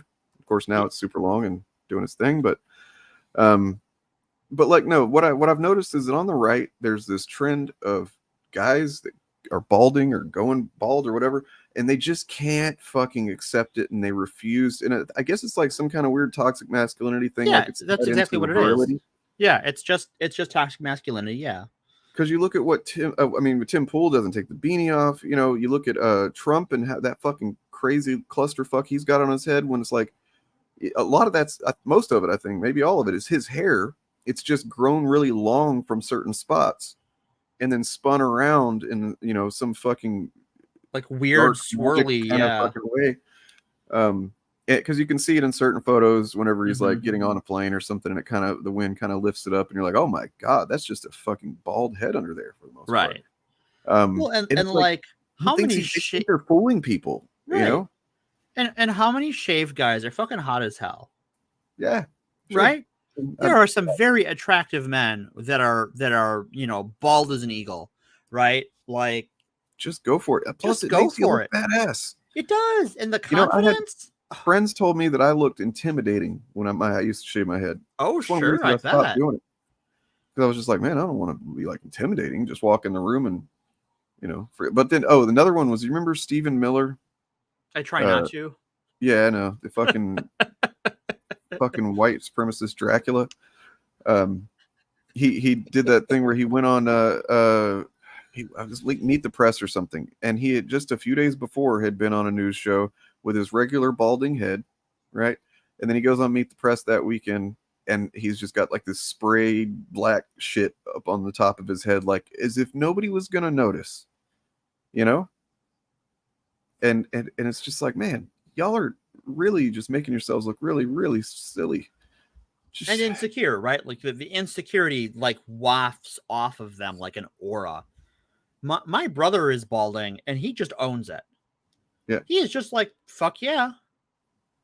Well, and it kind of ties in with one of my earlier videos, which was about emotional intelligence, and how I think that is at the root of on the human level. That is what is at the root of what can cause two people who generally, same intelligence level or whatever. Not that really matters, but I mean, generally, average person. One person can be like, no, I'm for Bernie because I want everybody to be taken care of. And then one person can be like, I'm for Trump because fuck everybody but me. Right. And I think I should probably do a kind of remix of that video, because I had taken it down like at least a year ago because I don't think I made the best case, and in some ways may have been irresponsible. I'm not sure. But that's still my operating principle on like personal, like social shit. Like if I'm gonna hang out with you, I kind of have to get a good idea that your emotional intelligence, maturity, whatever you'd like to call it, is not just a fucking that of a hamster. Right. True. That's yeah. True. That's I mean, maybe I'm here not, for it. but He's right now in pretty this hot. moment, Yeah. I'm agreeing with it. So,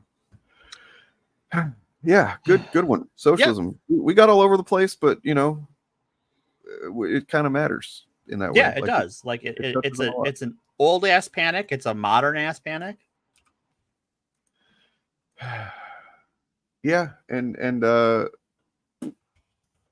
hopefully, we can see some implementation of some socialist ideas into the system that we have, because like any amount of not being awful is better than the amount that it is awful. Sorry, I'm kind of drained now. Yeah, it's we put in a show and it's been a fair bit of work, so we're glad you were all here. Thanks for watching, and we have a message from a friend of the show, Tim Curry, on the true nature of communism. Oh. We got that link number 3 of a message from friend of the show, Tim Curry. If I would have known you wanted to close on this, I would have had it downloaded and ready. I'm sorry. Oh, I'm sorry. I forgot. I just love this, I just love Tim Curry, my, friend of the show, Tim Curry, who did this for me personally. Gotcha. Let's see.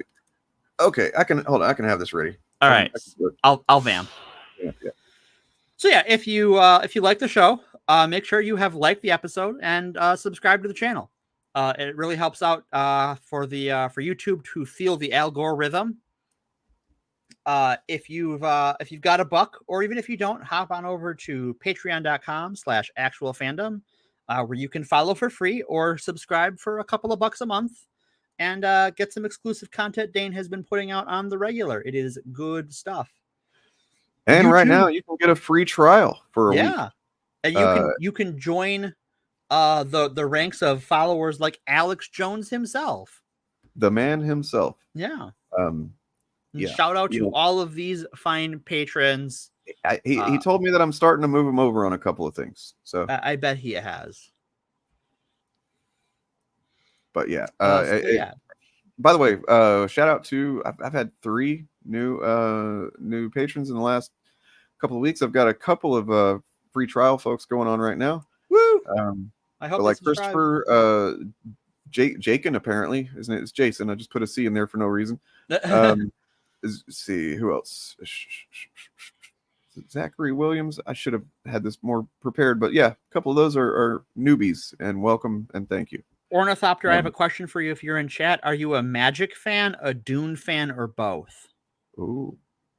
That's if you're out there, Ornithopter, that is tonight's homework for you. You can yeah, I mean, there's a good chance that maybe he just so I'm pretty sure that there've been a few times when somebody just forgot that they were a patron. And then like I would and I started posting more. Like I post pretty regularly now. I'm uploading a lot of stuff over there, exclusive AF stuff, and then I would started seeing people go, oh, they ended their thing. They've been a patron for like 2 years now. It's like, what?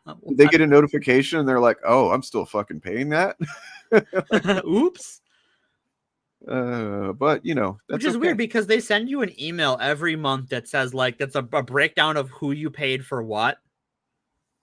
And if you don't open the email and you pay for several things, you might not. Yeah, that's true. I guess I do the budget. I'm the family accountant, so I'm just like, who am I paying on Patreon right now, and do I want to be? And I will admit, there's a couple things I pay for the Patreon too that I would like to listen to, but I just don't have time. I'm just like, I really like your show, but I don't have a moment right now. But I still want to throw you a couple of bucks because I can. But also, crucially, you can follow me for free on Patreon. And right now, for the time being, I am trying to get one free exclusive upload to you guys a week. And then beyond that, 2 or more for the $3 patrons, and 3 or more for the $6 patrons, and so on. But definitely until I run out of surplus of content, like I have, the freebies, the free followers will be getting stuff too. But you got to follow me. See it. Yeah. If it's not free, you should put the Christmas episode up with this one because I think it's a nice companion piece. I will, and I actually just uploaded. What did I just upload? Freaking. Was it when Willow was on, or it was no, when we did the history of queer representation and characters and stuff in comics. Oh yeah, that's really good. Yeah, and then I'm gonna try and have uploaded on this channel tomorrow. Well, I'll show a quick peek of that. Ooh, teaser. Well, just look an image. I'm not going to show the teaser video. Image. Not really done from the trades. Where did the industry trades? Hold, please. Hold. Do do do do do do do do do do do do do. Anyway, but yeah, I really do appreciate everybody, and we appreciate each and every one of you, especially those of you who actually paid attention and engaged with the content which we're discussing and all this stuff. And like, if you're somebody who just generally disagrees with this, that's okay. You're allowed to be wrong.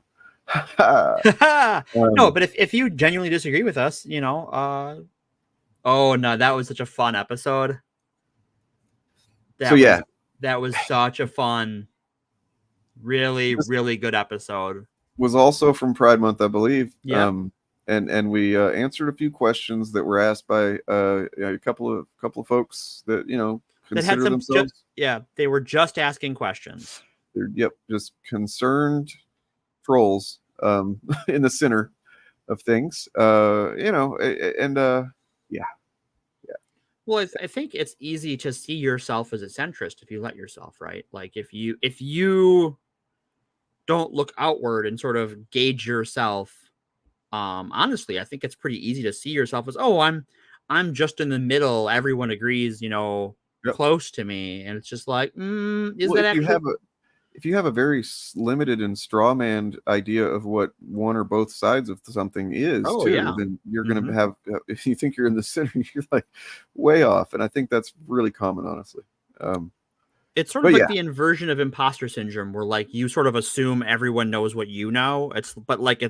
That's negative, where you don't see your own skills as being valuable or interesting or helpful. You just sort of see them as just the average. This is like you see yourself as the average, and therefore everyone should do what you're doing. Oh, also, just real quick too. Sorry for drawing out this ending, but like Gordy Post. Aw, Gordy! Look how sexy that dude is, huh? The second or the top picture on the right, he looks very regal. Yeah, like very very kingly kitty. He's looking down on us, yeah. That's that man right there. Love that guy. He's pretty cool.